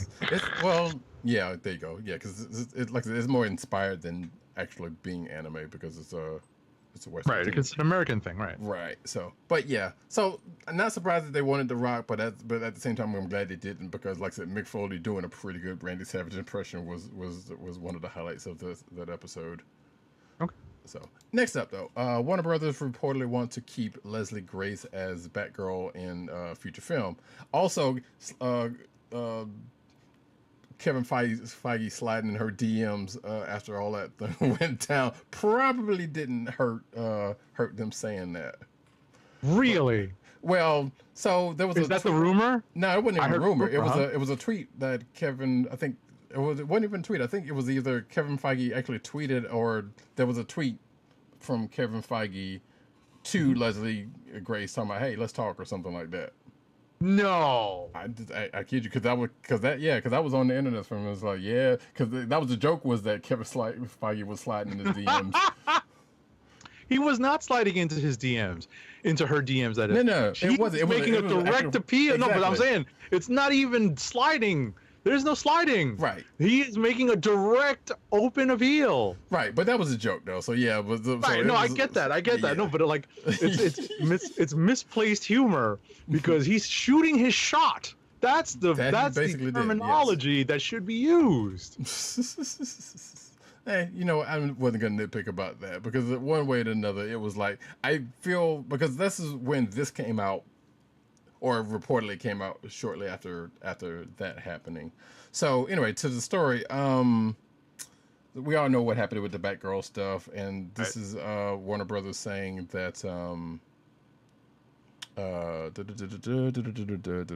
there's a quote here. She definitely exceeds what I thought. Grace revealed, and I had to sum up some things. So basically, this is Leslie Grace talking about her experience as Batgirl. And yeah, there's a report out there that's saying that Warner Brothers kind of wants to keep her around. But again, this came out after the whole thing with Feige on Twitter, so but this is according to Variety, Warner Brothers Pictures Group chief Michael DeLuca and Pam Abdi are hoping to quote unquote mend fences with Grace, either by having her continue to play Batgirl in another project or star in another production for the studio. That's pretty much the gist of that.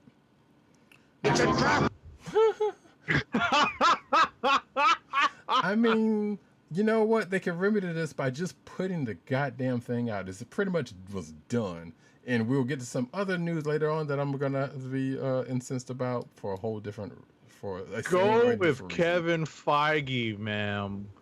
Anyway. Basically. Yeah, I feel like he'll do you better at this point. Next up. Right. Next. I'm sorry. I needed a good laugh. So when Roddykat gave me the perfect pause to stick that sound drop in, I took it. Well done. Anyway, DC shows Titans and Doom Patrol are reportedly on the chopping block after the Batgirl cancellation. I will tell you that I have lost a lot of interest in watching both shows because they're just a little bit too far out there for me. That's just the personal preference. It's not that they're bad, they're just a little bit too far out there. And obviously I have a very fond place. I hold a lot of affection for the New Teen Titans by Wolfman and Perez. And to see the characters kind of depicted this way on the screen is disheartening. So, but yeah, that's the basic news, is that they are potentially on the chopping block. They are in some serious danger of getting chopped. Okay. Variety is now stating that they could be in some trouble. Yeah, but here's my take on that. Who cares? And I'm not saying that to be flippant. Because and I'm saying that because both of these shows have been on for at least 4 or 5 seasons. They have had time to breathe and air and do whatever they need to do. If they get canceled now, they've had a run. Batgirl didn't have anything. Batgirl got killed before it even came out. Right. It's also a movie though, so that's not but my point is that's not as. I get it. They've had exposure. They've had time. And some of these other stuff that got canceled before they had a chance to even come out is in that lumping up. Yeah, Batgirl's a movie, but some of this other stuff that got canceled along with it, the shows or whatnot. Like these 2 shows had chance, have been out for a while. It's fine. They were going to get canceled at some point anyway. So if they were on the shock and block now after being on for 4 or 5 seasons, okay, so they've had a chance. Anyway, next up. Here's the thing I was talking about. As a matter of fact, I'm going to take these two, these because they're related. So Thank you. Yeah, I know, because I know you didn't want to deal with it. So, and I don't want to deal with it, but I figured I wanted to get it out of the way. Warner Brothers reportedly preparing for multiple scenarios following Ezra Miller legal troubles. And I said on Twitter, there have been many and plenty of people, there's been enough people, including, matter of fact, the Will Smith slapped happened the day before this fool got in trouble again. Nobody said a peep about this mess. He kept getting into trouble, and they're considering things. Now, cut to this next anyway, and I say that because people have given people less than a strike before they killed and canceled projects from other people, bigger people at that. Right. So this is dumb that they're giving them so many chances, and including this next thing when Ezra Miller seeks mental health treatment amidst ongoing controversies. Okay, great, needed that, but this is basically his like, I'm sorry. I think, matter of fact, is the quote even in here? Yeah. So Miller said in a statement to Variety, "I want to apologize to everyone that I've alarmed and upset with my past behavior. I'm committed to doing the necessary work to get back to a healthy, safe, and productive stage in my life." Bullshit. First of all, this Warner Brothers probably put his ads up to there because they want the Flash movie to come out, and they want and this makes no sense. Everybody doesn't get the chances somebody like this fool gets, and is it upsetting that there's like, you know what, they have had other options that they could go with. Hell, there's a whole other Flash out that they could use. I'm not saying he would be better, but still. But the fact that this dude been given so many chances and pretty much went on a crime spree for the last few months, and then all you could do is, I'm sorry, I'll do the work to get better. Probably won't, because this is not the first time somebody like that has done that and then been given second and third chances where other people don't. So, as you can tell, I'm kind of upset about that. But nevertheless, we're probably going to end up still being with him in this movie. Whether we see it or not, or whether I see it or not, we'll see. Anyway, next up. I find your lack of faith disturbing. Fuck Faith. He doesn't deserve it. Simple. Oh my God, the quarterback is toast. Anyway, I didn't know you had that one. There's some that that get moved to like the second or the third page of sound drops because I just don't use them that often. So, Situation. I have to remind myself what my keystrokes are so that I can flip in between soundboard pages quickly. Sure. The latest Constantine series is currently in the midst of pre-production scouting, following the public outcry over Warner Brothers' surprise cancellation of Batgirl. Variety released a new feature discussing the direction of all DC films and shows following the Warner Media / Discovery merger. This includes J.J. Abrams' Justice League Dark series and its spin-offs, focusing on John Constantine and Madame Xanadu, revealing that in the former's case, Constantine producers are scouting filming locations to prepare for shooting to begin in early 2023. While the show is reportedly safe from cancellation, the fate of certain established HBO Max superhero shows, as the aforementioned Doom Patrol and Titans, remain ambiguous. All right. Hey, guess what, folks? The CW's long-rumored sale is finally a reality. So, according to the Hollywood Reporter, who confirmed that a deal between network co-owners Warner Brothers TV and CBS Studios was made with the Texas-based media conglomerate. According to the arrangement, 75% of network stakes will go to Nexstar, while original parent companies Warner Brothers Discovery and Paramount will retain 12.5% each. Original shows are still being produced for the CW, notably Supernatural and Walker prequels. The Winters and Walker Independent, and CEO Mark Pedowitz will retain his current position. So yeah, CW has been sold to Nexstar. Whether it's going to do for them or in the long run, and yes, that's probably partially the reason why the Arrowverse got killed, even though it's probably needed to die at some point. Yeah, there you go. It's to get them in the fighting shape to get pawed, I guess. Right. Next up, if Adil El Ardi and Bilal Fallah come back as directors for Ms. Marvel Season 2, they will find a way to include Lockjaw the Inhuman Dog.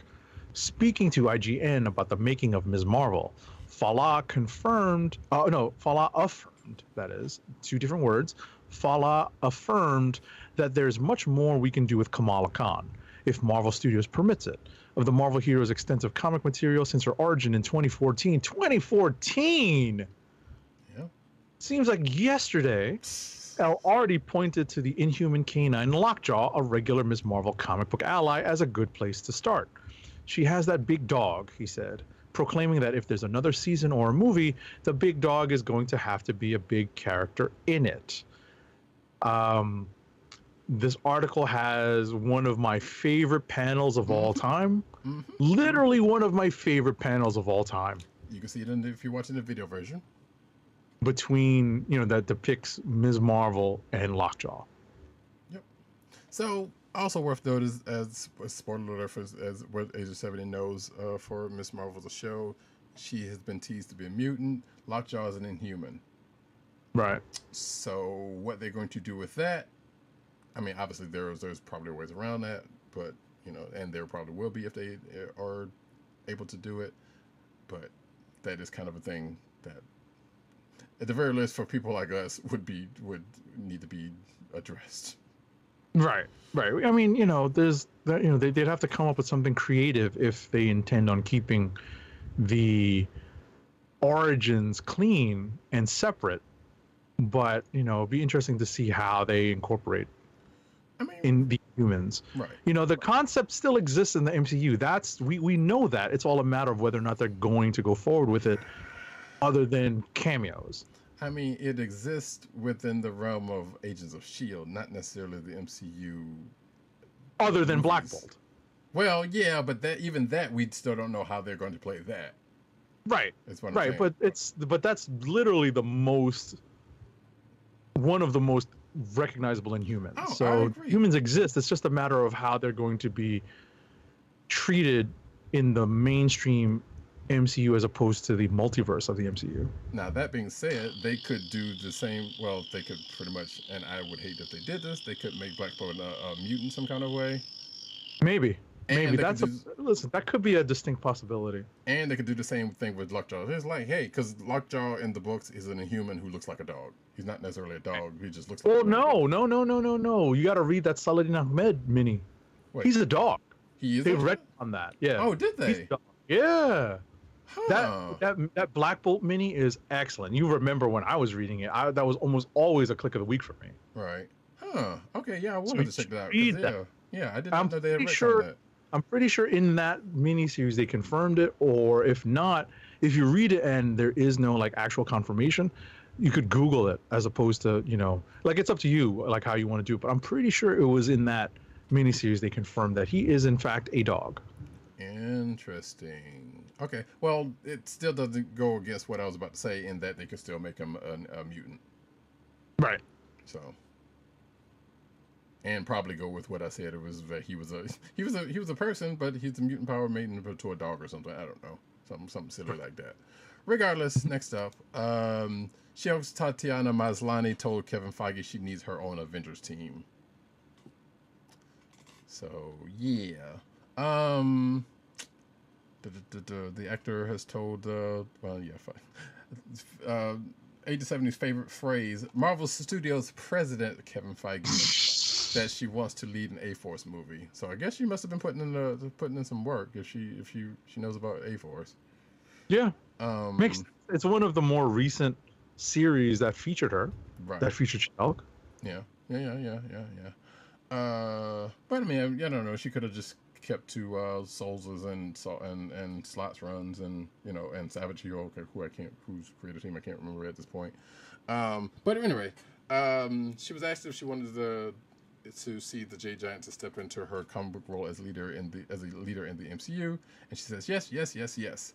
Maslany repeated, implying that she would love to portray that side of the character in future projects. The interviewer also asked if Maslany would be interested in starring in an adaptation of A-Force, a short-lived comic book. We know who A-Force. This also came out of Secret Wars, actually, so that could doubly happen. And to which the actor excitedly said, "Kevin, hire me." Well, I mean, she's already hired, so it's only going another step with it, I guess. Right. So, next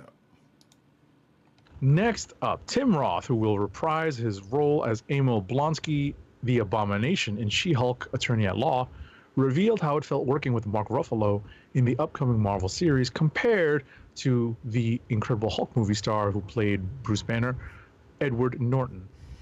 In an interview with Forbes, Roth talked about his experience acting alongside Ruffalo, who first replaced Norton as the character in 2012's The Avengers. Roth says, "Yeah, I was like, you've changed." Roth joked, "It's kind of fun. We used to hang around and muck about between takes, and we had a nice time. I very much respect Mark as an actor, so even under those bizarre and wonderful circumstances, that one was a treasure." Roth also explained how it felt returning to the character. He says, "Coming back, I didn't know what to expect.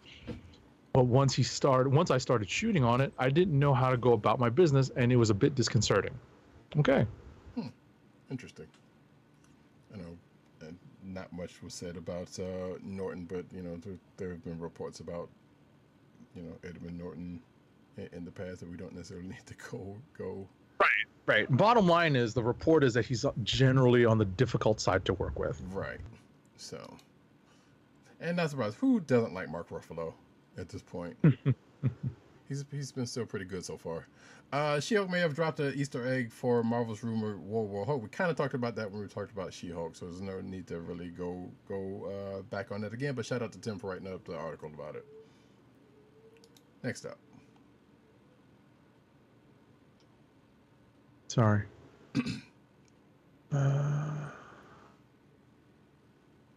But you did the Easter egg one, right? Right. Spider-Man was not allowed to appear in Disney Plus's She-Hulk. This is an article that states that the writing team was told that Spider-Man was off limits. Yeah, normally I don't try to get too much from the direct, but this also seemed like a duh also, because we know what's holding Spider-Man up, and that would be Sony. So right. But the confirmation, I guess, presuming there's confirmation that that he wasn't able to come into She-Hulk. Slightly a bummer, because there was a part of Dan Slott's run where Spider-Man was played a small part in. That was kind of funny, that I would have loved to have seen, but right. And ultimately, we know that had this been an animated series, there would not have been a problem, just because we're familiar with the licensing issues. Right. Yeah, they would have had a version of Spidey to do something in there. So, She-Hulk's Tatiana Maslany wants a buddy comedy with Jen Walters and Yelena Belova. So this was from some podcast. I don't know if you're gonna. I don't know this podcast, but regardless. But speaking on, Maslany admitted that while her choice may be unconventional, she'd love a team up with Yelena Belova. She says, end quote, "I love Florence Pugh as an actor, don't we all? So I want to act with her," Maslany said. Excuse me. "I think that duo will be bizarre, but I think that kind of would be fun, like a buddy comedy, us in a car." I would have to be a convertible, because Jen doesn't really. There ain't too many cars that's going to be able to take She-Hulk, properly. Right. So that would be interesting, but also, not actually. I'll leave it at that. That would be kind of interesting, but definitely weird. Because I can't even see a point of them even to where they would even get together for something. But obviously, it's comics. You can gin up something. So, I don't know. What do you think? you know, it's all right. I'm like, okay. Sure. Next up. Marvel Studios has cast Zoe Terakes in its upcoming Disney Plus original series Ironheart. According to Deadline, Terakes, a trans-masculine, non-binary actor, I just learned something just now reading that. Okay. Known for their roles in Nine Perfect Strangers and Wentworth, has boarded the upcoming Marvel Cinematic Universe show in a key but undisclosed role. While Marvel representatives declined to comment, Terakes confirmed the news on social media. Unbelievably stoked, they tweeted, "This one's for the trans guys and girls and theys, so much love." Terakes is not the first non-binary actor to join the cast of Ironheart. It was recently reported that Jaren Kie Merrill, a gay and non-binary actor who performs as a drag queen under the name Shea Coulee, that's the one I remember, has also joined the Disney Plus series in an undisclosed role. Okay. Yeah. Cool beans. Let's see. Acclaimed Black Panther costume designer joins Marvel's Blade reboot, and that would be Ruth E. Carter of Black Panther fame. So you know there's going to be some good costuming done in that movie whenever it happens. She's an Oscar winner. Actually, She is an Oscar winner. Yeah, I was about to say that. Yeah. There was really nothing else to say about it. That's pretty much it. No, I'm sorry to steal your thunder, man. No, you're good. So, and also I guess confirmation that the Blade thing is still going on, because we kind of, we keep hearing that it's still long. We get Mahershala Ali. I know they didn't say about they would probably not get canceled at that point, but nevertheless, it's good to see that things are still moving on it. So next up, Disney Plus sets. I was about to say, do you want to take this one because you had a quick story just there? Nah, go for it. All right, because I wanted to alert everyone listening that they need to pay attention to the story. Mm-hmm. The Walt Disney Company revealed the price of its new ad-supported Disney Plus tier.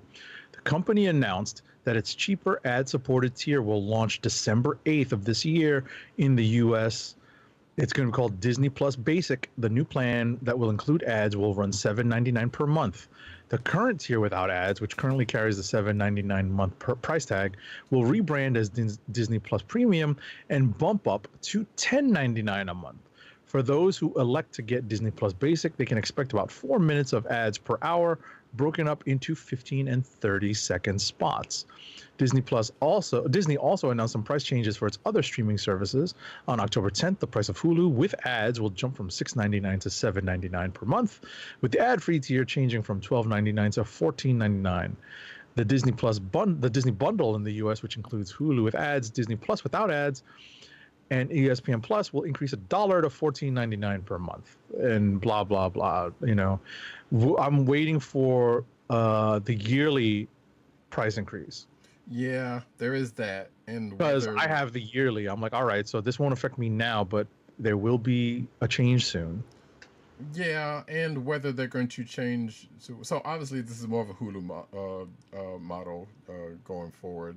Also, if you've been on Hulu lately, within the last week or so, you may or may not have noticed that the not change to their terms of service that was put before you log in, especially if you're in an app, more specifically, or I guess specifically for me, the PS5 app, but you'll probably see it on other apps, because there was a thing that said that was like, yeah, we haven't changed our terms of service yet, but with this whole Walt Disney thing, there will be a change to the terms of service, which has to do with this, quite likely.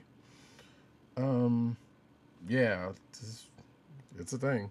Like I said, yeah, that whole yearly thing is still a mess, because they don't make it easy to get into one, to get in and out of, and it's weird. And there was something else about it that was kind of messing with me, because I think we talked about it behind the scenes, but we'll talk about that later, I guess.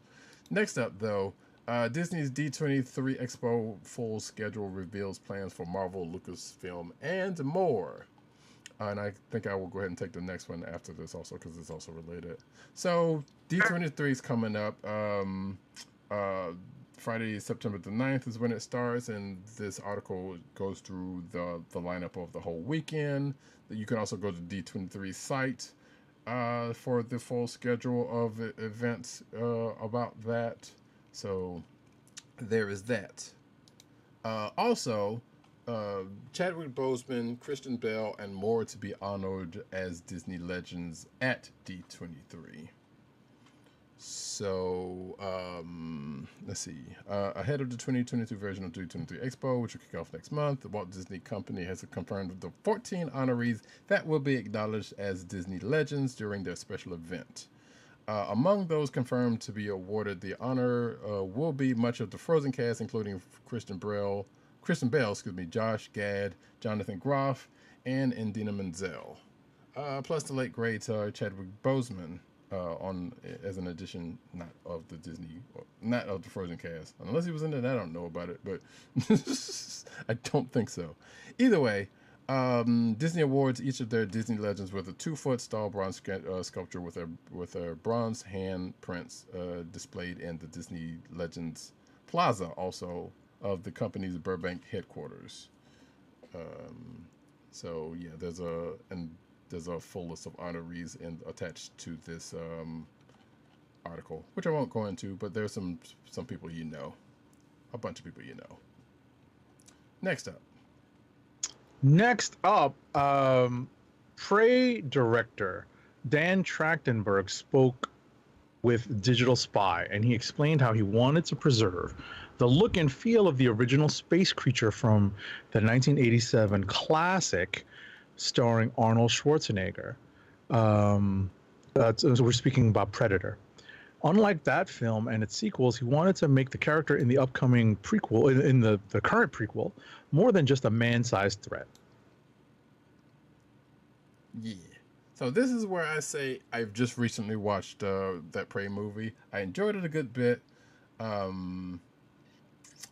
I pulled this article because it's like, well, you know, he didn't necessarily have to say anything about how the other movies messed up, because pretty much everybody knows how the other movies messed up. Right. But nevertheless, you know, if you're interested in his thoughts on that, then this article is for you. Like I said, there isn't really much else that I could say outside the fact that I enjoyed the movie. I'm curious if they're going to well, I suspect this may have done enough to where it's going to warrant a sequel, and it's going to play off of what happened at the end of the movie. I do also appreciate the callback to the original, the original Predator movie with a line that was given in the movie. I was like, okay, sure, that had to happen. But yeah, I enjoyed Amber Midthunder was dope. The dog whose name escaped me was a treat. The movie moved and didn't really have any slow points, I thought, and yeah, it was pretty good. Which again, like I said, doesn't have to be. It's not that hard to be, given what we've already gotten in this franchise. So you know, I'm not saying he did the bare minimum, because this I know this person's work, and you know he does some good low budget stuff. Imagine if he had more of a budget, put it that way, what he could have been able to do. That's all I'll say about that. Next up. No, I was going to say, this is your story. Yeah, no, actually, we got to go back because you skipped one. Did I? Yeah. No, I thought you said you were going to do both of them because they were related. Well, yeah, there were the D23 stuff. I you know what it is? I saw D23, and because one was compressed, I missed it. So I'll circle back to this one. Give me 1 second. I'll open it up. I apologize, folks. No, you're good. I missed it because one was unfamiliar in an unfamiliar format. Let's say that's fine. I'll do it because you just did the Prey one. So yeah. So, but basically, you want to do Star Wars? Yeah, I got it. All right. Rogue One's getting an IMAX re-release soon, actually. Actually, yeah, it's next week. Next week. Announced on Fandango, the 2016 Star Wars film will show in select IMAX theaters on August 26th. Along with this re-release, the show will feature an exclusive look at the upcoming Disney Plus series Andor, which will serve as the sequel, serve as the prequel to Rogue One. Fandango also revealed an exclusive Rogue One poster in honor of the film's re-release. So there you go. If you didn't catch Rogue One the first time or in IMAX, there you go. Next up, so we talked about this, that Peter Jackson, the director of the Lord of the Rings trilogy, shared that the team behind Amazon's The Lord of the Rings of Power show initially approached him for his help, and they told him that they'd send him the first couple of scripts when they were complete. After that, though, Jackson never heard from them again. Apparently, series director J.A. Bayona recently told SFX magazine, quote, "We all love what Peter Jackson did, and at the very beginning we thought about establishing some kind of a bridge between the show and the movies. But then, as you realize the complexity of each world, you get invested in your own story. Then unconsciously you start to create something that has its own life. The bar was set very high, and I'm glad that Amazon had the ambition of going there. I tried to at least match what Peter Jackson did, but the more we were working with the characters and the story, the more we were unconsciously disconnecting from the movies." And that's the gist of the idea here, is that they are telling related stories, but they're their own stories that stand on their own merit. Right. So there you go. Sonic the Hedgehog 3 gets release date. And that date is December 20th, 2024. I still have not seen the other two movies yet. And I keep hearing they're good, and I'm sitting here like, having lived through a history of video game based movies not being good, I find that hard to believe. But I hear this one's pretty enjoyable. The last two series anyway. So one of these days I'll check it out.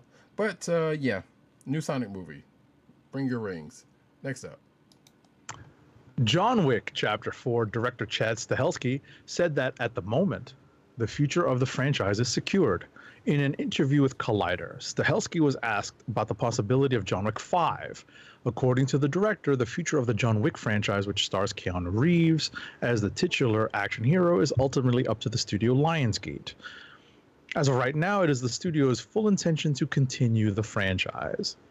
That's what he says. And look, I'm not going to say we've all seen directors and producers where they go, yes, I don't know, I guess I'll do 5, or it's like, oh yeah, and I'm just, look, man, John Wick 1 was a goof. He said we made it as a fun little action movie that we'd like to see. And the fact that now 9 years later, oh my God. Boy, I'm a bit too old for this shit. It's changed our lives. It changed his life. It changed Keanu's life. It's changed a lot of other people's lives, and people still want to see more. Oh my goodness. Well, at least for 9 years ago. Because there are shades of it potentially getting stale.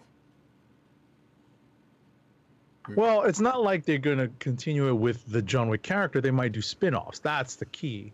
Well, and segueing into the next story, does John Wick spin-off series, well done, by the way. I don't know if you intended to do that, but... No, I didn't intend it, but glad that it worked out. It's serendipity. Yeah, John Wick spin-off series shifts from Stars to Peacock. So that the Continental,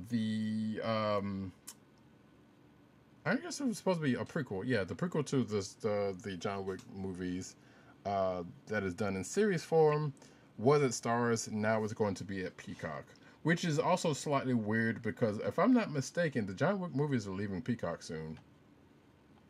I might be off about that, but I could have sworn after you mentioned John Wick being on there last week, I went and looked, and I could have sworn some, if not all of them, are leaving. Really? I might be off by that, but that's what I thought I saw. Regardless, Lionsgate and Peacock have announced a multi-year deal for the Continental. The highly anticipated 3-part limited series that's going to be the prequel to the John Wick series. That's the part that wasn't, as far as I know, known. Like you said, it was supposed to be on Stars, now it's going to be on Peacock in 2023. Look forward to that, I guess. Next up. After first being spotted online, Mortal Kombat Legends Snowblind has now been confirmed by Warner Brothers with a new trailer released.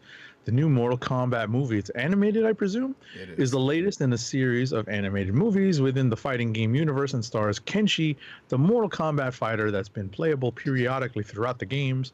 Other characters were spotted too, but the film itself does not yet have a confirmed release date. The movie stars Manny Jacinto from The Good Place as Kenshi, the fighter who's seen both before and after he loses his vision, which was one of the key characteristics of the character in the games.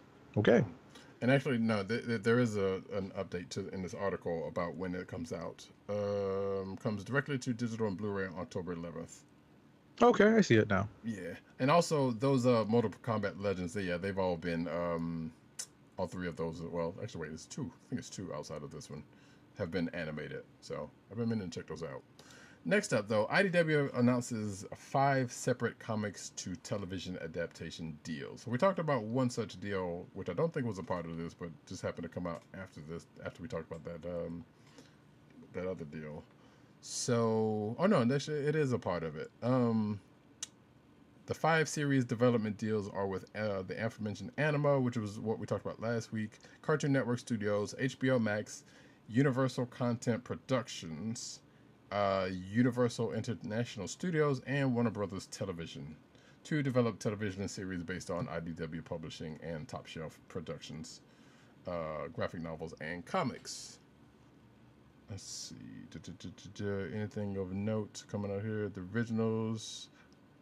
Oh, this announcement comes on the heels of IDW Publishing unveiled its first wave in its IDW Originals Initiative, which included a slate of 9 new original projects by New York Times bestselling authors, some of the industry's finest artists and writers, and newcomers.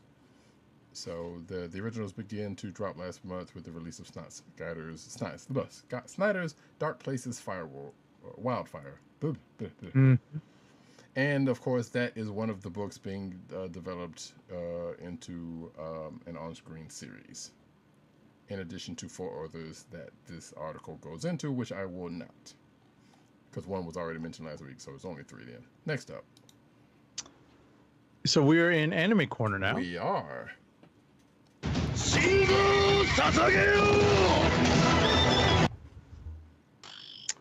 Jujutsu Kaisen is setting the stage for its full comeback with season 2 next year, and a special promo is hyping up just how far the anime has come since it all first began. While there was a massive amount of interest for Gege Akutami's original manga series before the anime premiered, it became a whole new kind of story thanks to the success of the anime adaptation. The first season was then followed up by a debut feature film, which I have not yet watched. And now fans are eagerly awaiting the franchise's return with its full second season sometime next year. Okay. Yeah, I think Jujutsu Kaisen 0 is going to be on Crunchyroll next month, I believe. Okay, I'm looking forward to that. Yeah, we talked about it. I believe it is at the end of next month. It's going to be on there. So yeah. It's actually in the article. Okay. It says later this. It doesn't say next month, but it says later this fall. Right. Well, I know we talked about it last week about what's coming to there. So, and I know that was one of them. So cool. Crunchyroll adds Dragon Ball Z in its original original Japanese. In its original dragon. In its original dragon, yes, folks. You have to. It was translated from Dragon into Japanese and then into English. So, yes, what a world we live in, because some of us did not have this, actually, yes, we did, but nevertheless, it was just hard to get to. Anyway, I was about to say it was harder to access. Yes. Because, as I've said over and over on the show, having embarked on my anime journey during the pandemic, I endeavored to stick to subtitles and not dubs. So I listened to the original Japanese actors and I followed along by reading subtitles. And so I, for the life of me, have no idea what Sean Schemmel sounds like. Like I heard it on YouTube. I don't think I've ever sat down and watched it because I just know the lady that plays Goku in all of his forms. Right. In speaking in Japanese. So. I'm glad, and obviously this is just the latest step in the transition from Funimation to Crunchyroll. And if I'm not mistaken, Sean Schimmel was the second person to play Goku. Like, wasn't it Christopher Sabat before him? There was somebody else that played Goku before who's I don't know. playing him now. Well, yeah, it's irrelevant, but I just know there was so even despite you don't know any of the English voice actors, right. And what's funny about that, and I'll say this before we move on, is that every time I'm on a con website, right, like say New York Comic Con coming up in just a little over a month, when I'm on a con website and they talk about guests, they're like, oh, this is the voice of, say, Goku or whatever, anime character that I am now familiar with thanks to my anime journey. I'm like, no, that's not. But it's for the dub audience. Right. It is for the dub audience. Right. You should check out the dub. It's not, they've made a change to it since the original dub. Right. So the newer dubs is not as bad than the older ones were. I'm not saying that the older ones were bad, but it's all we had. So that's all I'm gonna say about that. Nevertheless, gotcha. All right. I've got. Oh, I was about to say I was going to jump into the next story, but go ahead, finish up. No, actually, go for it. Okay. My Hero Academia season 6 is coming to Crunchyroll this October. Yay! During the behind the scenes at Bones panel during Crunchyroll Expo 2022, it was revealed that season 6 of My Hero Academia would be coming to Crunchyroll this October. The announcement was made by Bones' president, Masahiko Minami, who also announced that Mob Psycho 103 will also be coming to Crunchyroll in October, and Bungo Stray Dogs season 4 will be available on the anime streaming platform in January 2023. A new trailer for MHA season 6 was also dropped. I'm excited. Yeah, I think I've watched this trailer. Oh, have you? I think so. Okay. Yeah, I have not, because I am not up on My Hero at all. But I am going to take a stab at that. You should be.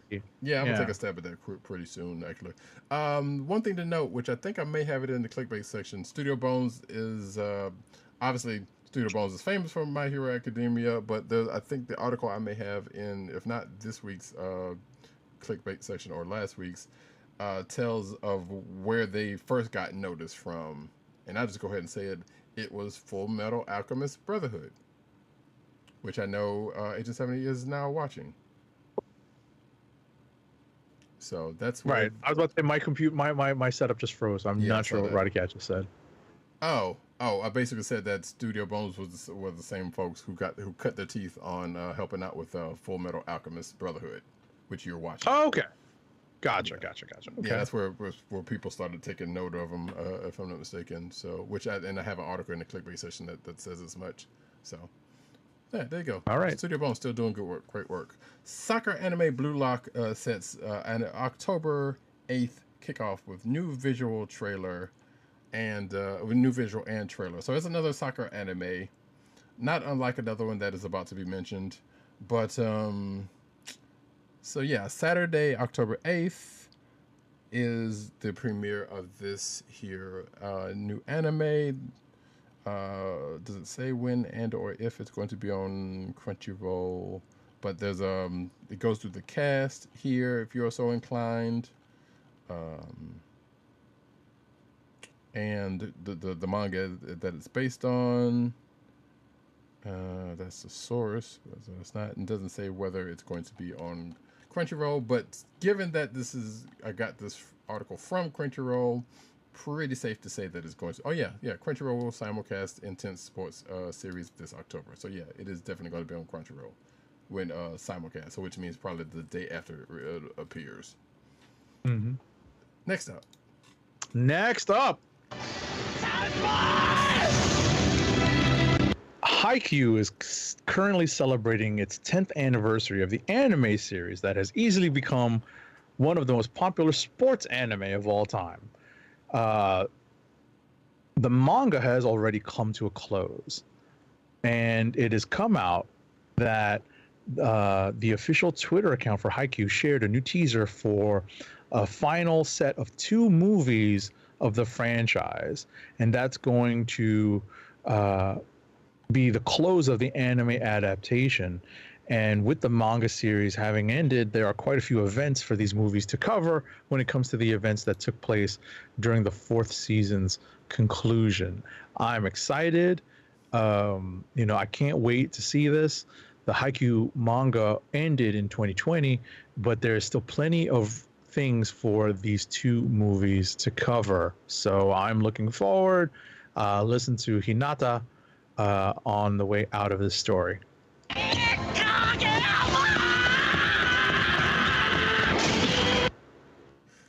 Now we're going to the manga corner with My Hero Academia's, I guess, a spoiler for the recent chapter of My No, it's Hero from a few weeks ago. Yeah, it's definitely from a few weeks ago. yeah. When I saw this, I had to double check to make sure I'd read it.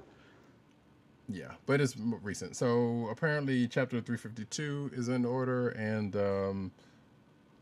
let's see, which did its best to break hearts. The update checked in with Shigaraki as he continued his assault on UA High School as the Big Three fought back. Their attack failed, and Katsuki managed to evolve his quirk at the last minute to fight on, even with his fatal wound. And by the chapter, I think I saw somebody reacting to that actually within the last week or two. But anyway, at the chapter's end, the battlefield was left stunned as Bakugo, spoiler alert, seemingly died and met with All Might's vestige in the afterlife. Right.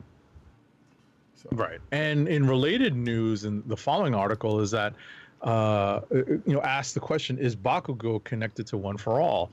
And, these are spoilers for the same chapter of the My Hero Academia manga. This is chapter 362, the current one that's out right now. And, without spoiling everything, there's been lots of rumor and speculation about the connection, a possible connection between a One for All and the Bakugo character. Yeah. It's fun that I'm in the know on anime and Roddykat is not. Well, yes, because it's a turn of the tables per se.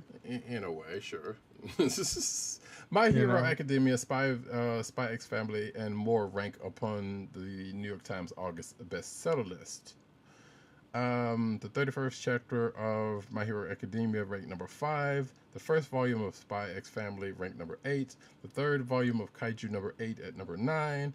And the first volume of Demon Slayer Kimetsu no Yaiba at number 10. The first volume? That's weird. The 11th volume of Chainsaw Man at number 12. And 16th volume of Jujutsu Kaisen at number 14. So, there you go. That's August. Wait till you get into September, I guess. Next up. Right. Just one moment. Do we have any spillover? No. On comics? Okay, I was just checking. I was curious. Nah, everything is on the first sheet. Okay. Let's see here. Scrolling. What was we up to? A Dragon Ball Super preview teases drawback from Granola's strongest attack. So this is for the current manga. And, without going too much, Granola is one of the characters that's been introduced in the latest arc in the manga. And apparently there's some stuff in this preview that shows that one of his big this new character's attacks in chapter 87, that there are some serious drawbacks to this big attack that the Granola character unleashes. And continue on that. Dragon Ball Super artist teases shocking developments. So the next manga chapter is almost here. Actually, this is from last week, so it definitely is here. And artist Toyotaro is teasing that it will include some shocking developments. Chapter 87 arrived yesterday on Friday, August 19th. The new chapter will serve as an epilogue to the long-running Granola the Survivor story arc, which has been nothing less than a major game changer for the entire Dragon Ball series, according to this article. However, as promo interviews and previews pages are now teasing, the Granola arc may not be as finished as we thought. Sure. Because it wouldn't be a Dragon Ball if it just didn't drag on for a little while longer than you think it was going to.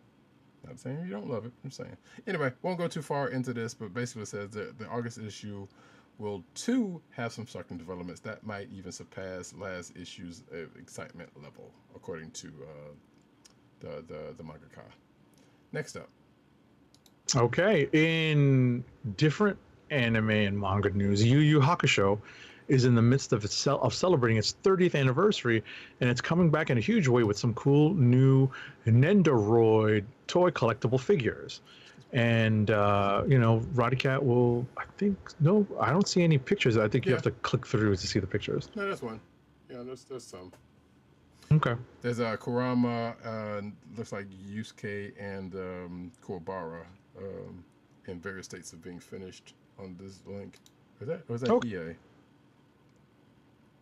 Right. This is where the tables normally are, where Roddykat knows this is a pre-existing, it's not a current anime that I still have to catch, it's one that I have yet to catch up on. It's on my list. So, the tables are now back in normal position where I'm like, all right, I still haven't watched Yu Yu Hakusho. I've heard good things. Yes.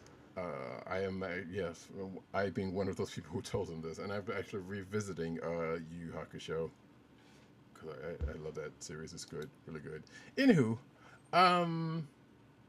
Canon's EOS R5 gets the Transformer treatment, and Roddykat loves him some Transformers. So had to bring this one up. So, long story short, it's a Transformer that is in the shape of a Canon EOS R5 mirrorless camera. Obviously not a working camera. Probably not going to come to the States, if ever, because I think this is a Japanese only endeavor, which sucks, but nevertheless, and I think it's like unlike Reflector, not Reflector. Is it Reflector? Yeah, Reflector. The one that's the Decepticon. That's the three in one camera. I think this is just one. One Transformer is the whole body, and I want this. I want this a lot. Of course you do. Plus, I love cameras also. It is 19,800 Japanese yen, which translates to $150. Given current conversion rates according to this article, it looks like they are scheduled for release in February 2023. So maybe if I get the money by then and dip back into my import resources, we'll see. Or maybe it'll come to the States, which I very much doubt. You never know. Yeah, you never know, but I kind of doubt it. I'm just going to say that right now. We'll see. All right. Next up. All right. So RoboCop has been given the star treatment as a new collectible 1/6 scale figure by Hot Toys. As seen in RoboCop 3, Officer Murphy features a hand-painted helmet with 4 interchangeable lower face plates. The detailed die-cast armor, that's a step up, has an iridescent metallic sheen and includes a hidden thigh holster. This RoboCop comes armed with a pistol, a multi-purpose arm cannon with missile and blast effects, blah, blah, blah. I have never watched RoboCop 3. So you're better off. Am I better off? You're better off, I think. That works. It's not worth it. But, I mean, unless you just want to do it yourself. I honestly don't recall ever watching RoboCop 2. You're probably also still better off, but at least... Oh, no. But, let's just say they could have left it as 1. 2 is kind of a thing. It just gets progressively not great. Understood. Yeah. As in the famous words of one Optimus Primal, diecast construction, it's a lost art. So, which was a nice little in joke during Beast Wars. But anyway, scrolling through the pictures there of this RoboCop, yeah, there you go. Of all the ones to do, I know there's because we talked about one from like last week or week before last, so I know this is not the only RoboCop figure that's out there. Anywho, right. An Avatar: Last Airbender open world RPG is in development, but it's on mobile only. Boo. So Square Enix, London Mobile, and Navigator Games are developing the free-to-play game that will follow the stories of Aang, Katara, Sokka, Toph, and Zuko as they travel the world. So I guess you can tell what time frame this is in of the story. Seemingly recreating the original 3 seasons of the Nickelodeon season. Okay, or maybe they are just going to go through the whole thing. So it looks like there's going to be a soft launch sometime this month, which the month is almost over, so you only got like a week or so left for this. It's called Avatar Generations, and I'll probably take a look at it. Well, if it ever comes to the States, because sometimes they'll be shorting people on certain things. I'm looking at you, Pokemon trading card game live. Anyway, the soft launch this month will take place in Canada, Denmark, South Africa, and Sweden for both iOS and Android, but I'm pretty sure VPN Pro will probably take care of part of that for you if you're really, really wanting to look into it. Next up.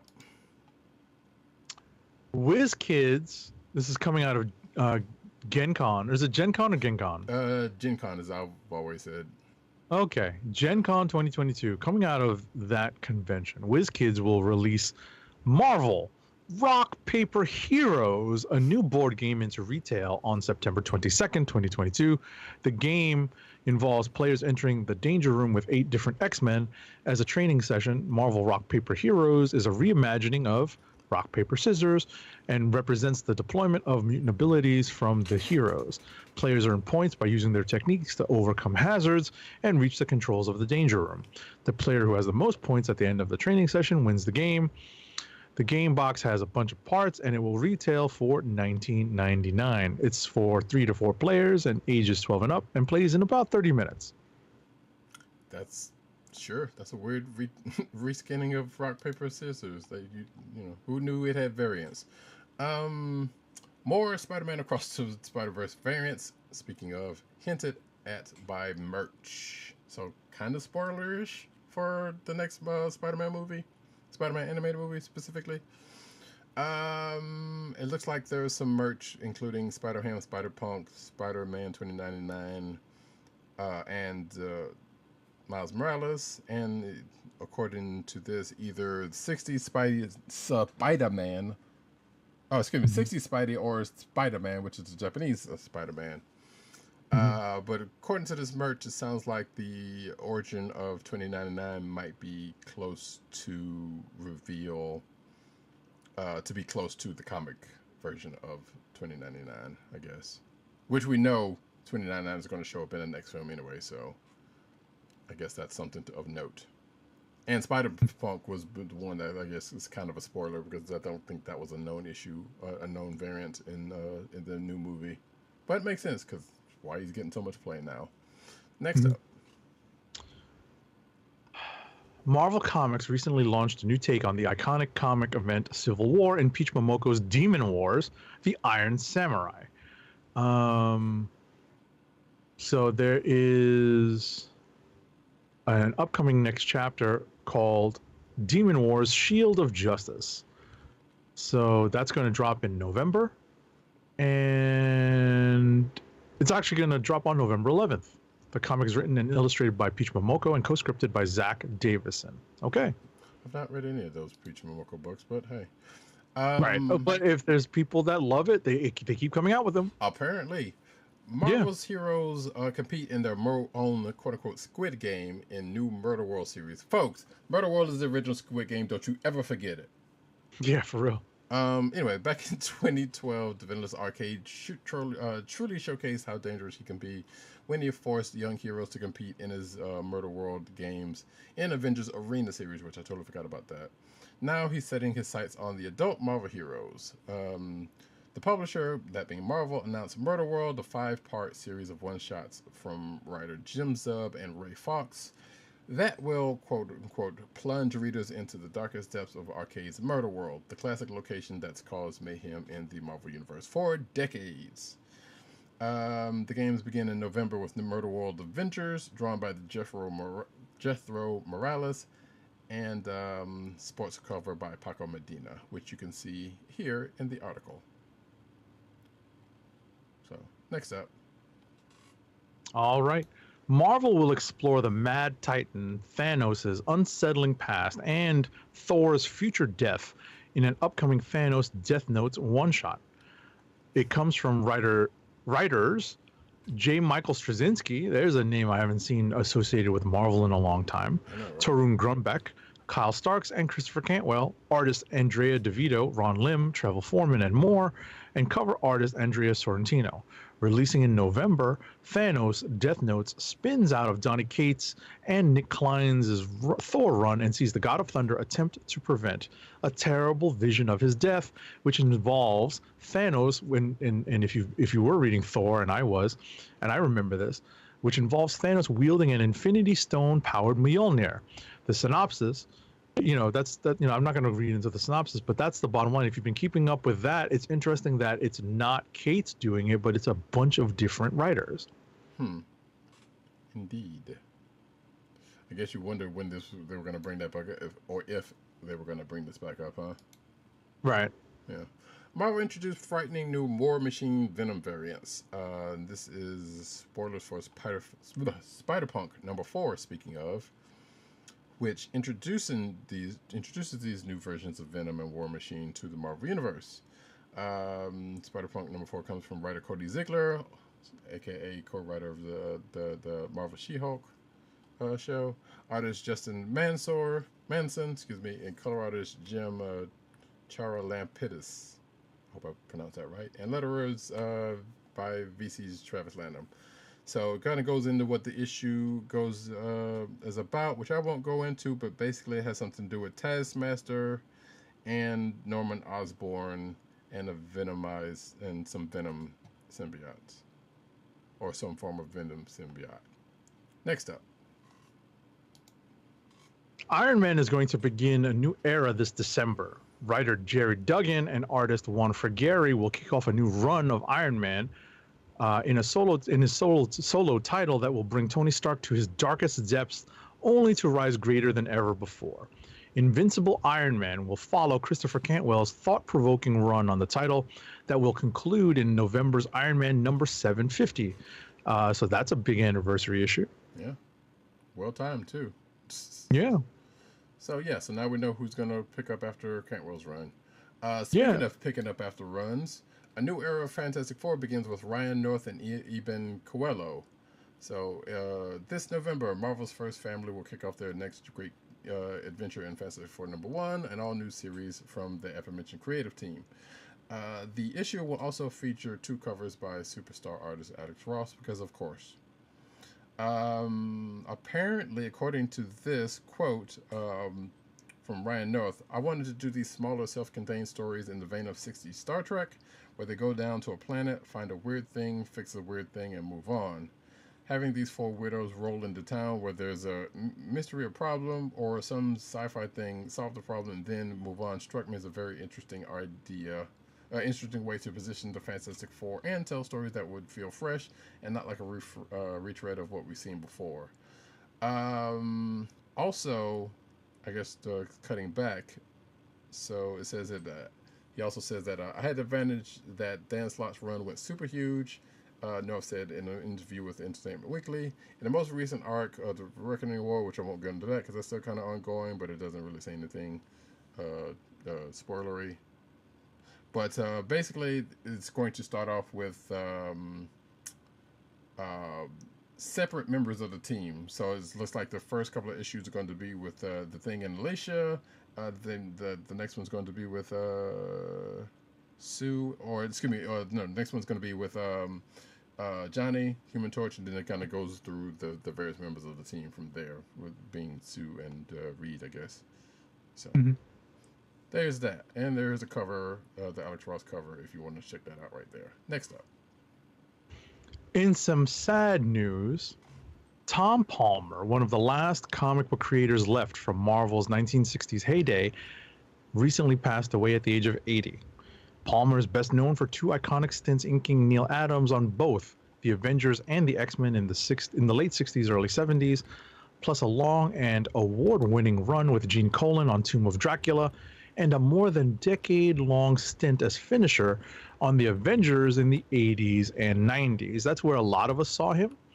And I met Tom Palmer at least once. I don't know if I got more than one thing signed. I think he signed the Heroes, 9/11 tribute book for me, the one shot. I don't know if I got anything more signed by him because I don't think I was carrying more than that for him, but I'm glad to say I met him and had something signed by him. Now, this is something I did not realize.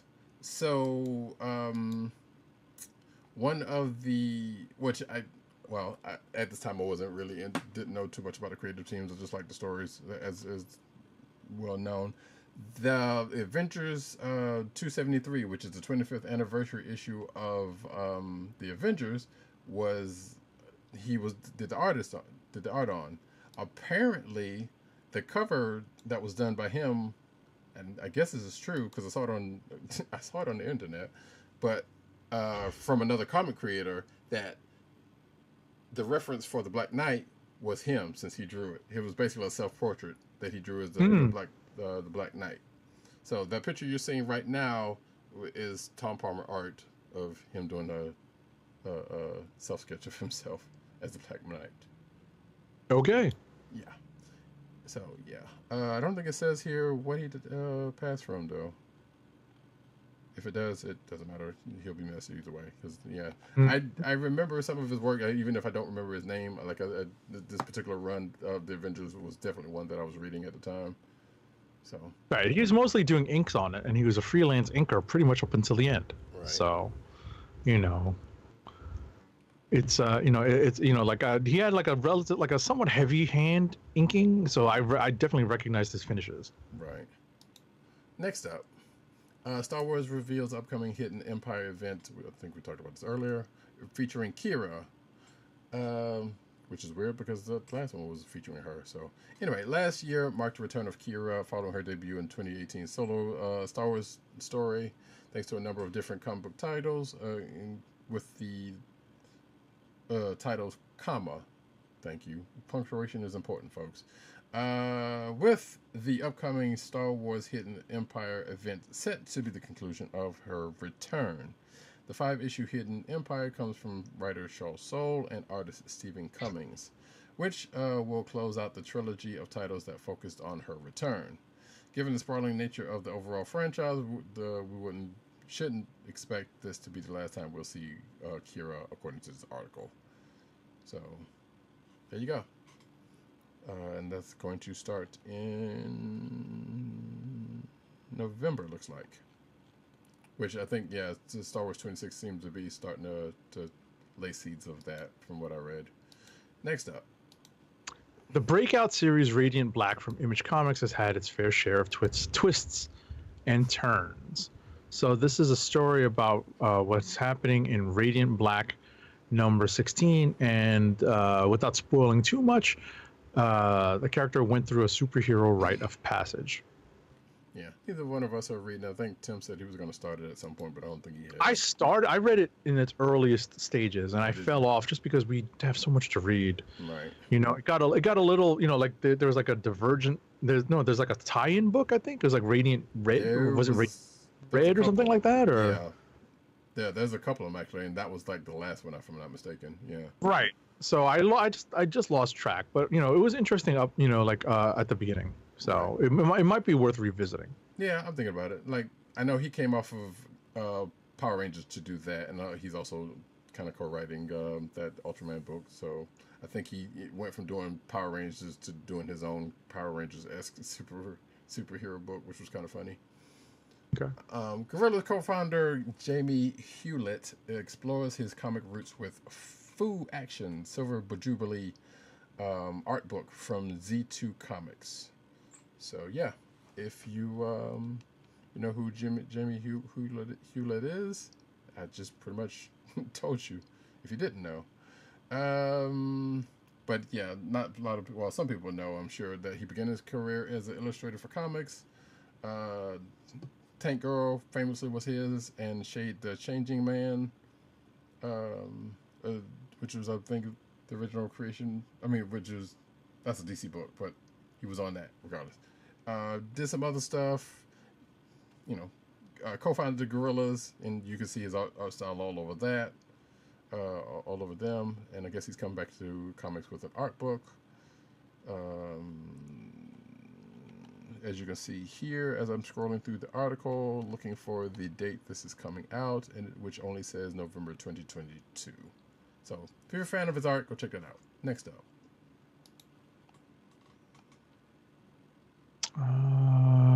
Sorry. Female Sinestro of Earth 11 has assembled her own version of the Green Lantern Corps in DC's Multiversity Teen Justice #3. What a title! I know, right? Just rolls off the tongue. This is right. These, this article has spoilers for Multiversity Teen Justice #3. That's available now from DC Comics. Neither of us are reading it, so I'm not interested in going into all the details. But I am not a fan of this image here, which has Donna Troy in, being held captive. Not cool. One of my favorite characters. Uh-huh.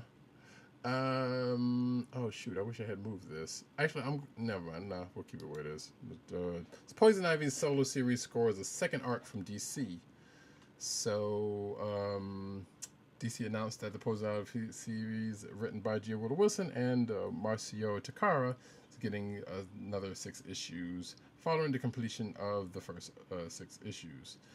Artist Atagun Ilhan, I apologize if I'm butchering that, a graduate of DC's Milestone Initiative, which, by the way, if you haven't seen that Milestone documentary, you should check it out. It's pretty good. Will make his DC debut with Poison Ivy 7 and 8, with Takara then returning to the series in Poison Ivy #9. So, cool. I still haven't checked out that book yet. Next up. Future State Gotham #16 features multiple Batmen fighting each other, and one of them is a major character who wants to destroy all the others. This has spoilers for Future State Gotham #16. I don't want to spoil the entire book, but a particular child of, let's say, we'll call him the demon. The grandson of the demon wants to kill all the other Dark Knights. You have to be at least a little bit knowledgeable about who the demon is and who his grandson is. I mean, sure, but that's not that big of a stretch to figure that out. And the if you're familiar with the characters, that's it. That's true too. But I mean, I feel like more people now, because of if they're currently keeping up with the state of the Bat books now, probably know. Regardless, doesn't matter. Actually, why is this book still going? What? This Future State book. I don't know, man. Figured like I'm like this is one of those. I mean, I guess that's why you put it in so you could talk about it. I'm like, this is one of those like kind of self-edit times. I'm just like, why is this a story? But I guess like you said, like you said, some people were interested in it. So see, it wasn't me. Yeah. Now, speaking of something of interest, DC gives John Stewart's Emerald Knight his first comic as a former Green Lantern. To which I still haven't caught up with this Green Lantern book that Agent 70 has been trying to get me on. But nevertheless, John Stewart's been transformed into the Emerald Knight in Green Lantern #12. He's now getting a one-shot comic, boo, from writer Jeffrey Thorne and artist Marco Santucci. And it's going to be released in November. And it'll see John Stewart embrace his role as the Emerald Knight while taking on a powerful enemy alongside his fellow Green Lanterns. And then it just goes on to the synopsis from there. Next. Terry McGinnis will don a striking new batsuit in the final issue of his Batman Beyond Neo Year comic book series. The DC Nation Twitter account posted a variant cover for Batman Beyond Neo Year #6, created by Max Dunbar, highlighting the new suit. It boasts a sleeker appearance than Terry's current outfit, loses the belt, and features red finger stripes, boot soles, and a streamlined bat emblem that extends across Terry's entire chest. Red highlights are also present around Terry's back and waist. Okay. Ready for the gala. Shannon McGuire writing Magic Nahiri, the Lithomancer #1 one-shot. So this is courtesy of Boom Studios, of course, because that's where the Magic the Gathering license is. The book is set for release on November 30th. Again, written by Shannon McGuire with artist Fabiana Mascolo. The one shot will bring Nahiri the Lithomancer to the comic series at that time. And then it goes on to talk about who this person is and the synopsis. So, which we'll not get into. Next up.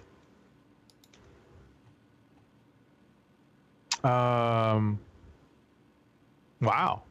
So the never-before-told, mostly true story of Mark Hamill's early days working the Jack in the Box drive-thru and his bittersweet departure.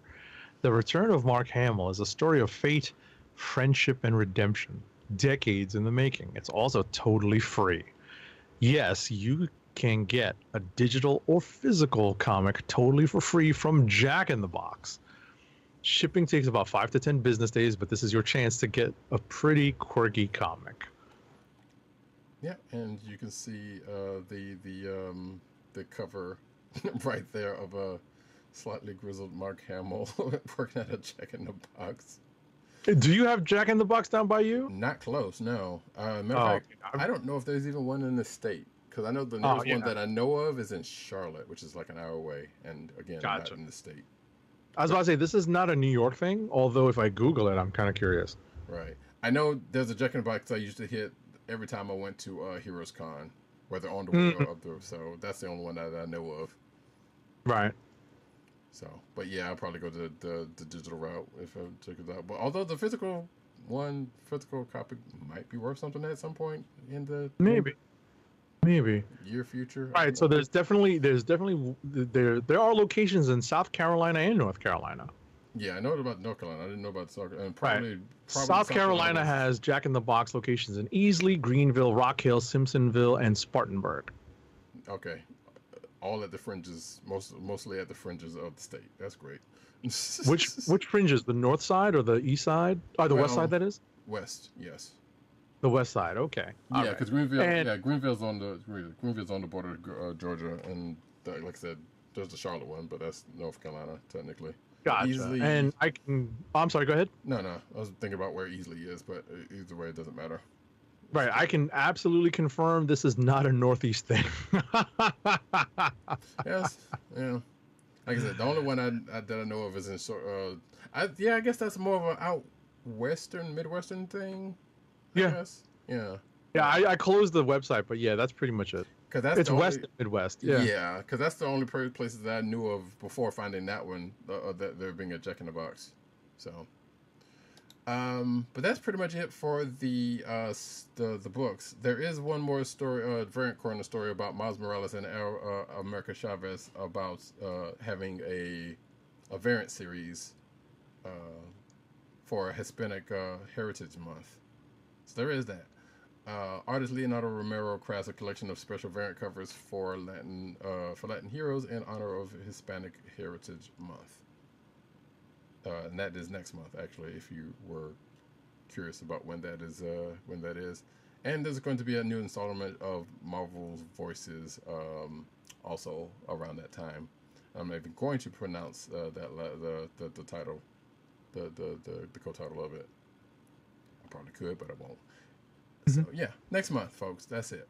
And that's it, folks. That is the end of the news. Can we get one more ad read? Our last ad read of the night is for Wink, the personalized wine club. Wink is a world of wine delivered right to your door. From rosé to Cabernet to Torronté, Wink has over 100 styles of wine to discover. Have you ever tried an orange wine? Wink connects you to a world of exclusive wines tailored to your tastes and delivered directly to your door. Wink delivers 4 bottles of wine to you every month with free shipping. You can pick your own bottles or let Wink choose and match to your taste.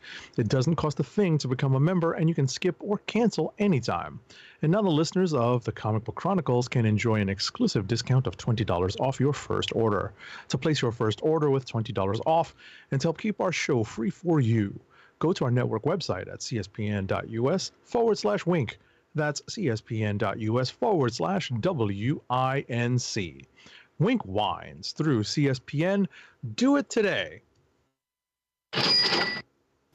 And that's it, folks, for this here podcast. Thank you for coming out. if you happen to come by here on this special date as we're recording, we will be back on our normal time next Thursday, but we'll get to that in a second. My have been Roddykat. You can find me at Roddykat on Twitter. You can find me at News and Need on Twitter. You can find me at CBCaps on Instagram. Agent_70 on Twitter and Instagram. PC_dirt on Twitter, Pop Culture Net on Twitter, and PopCultureNetwork.com, and all those umbrella sites therein. Tim, DOGG98 on Twitter.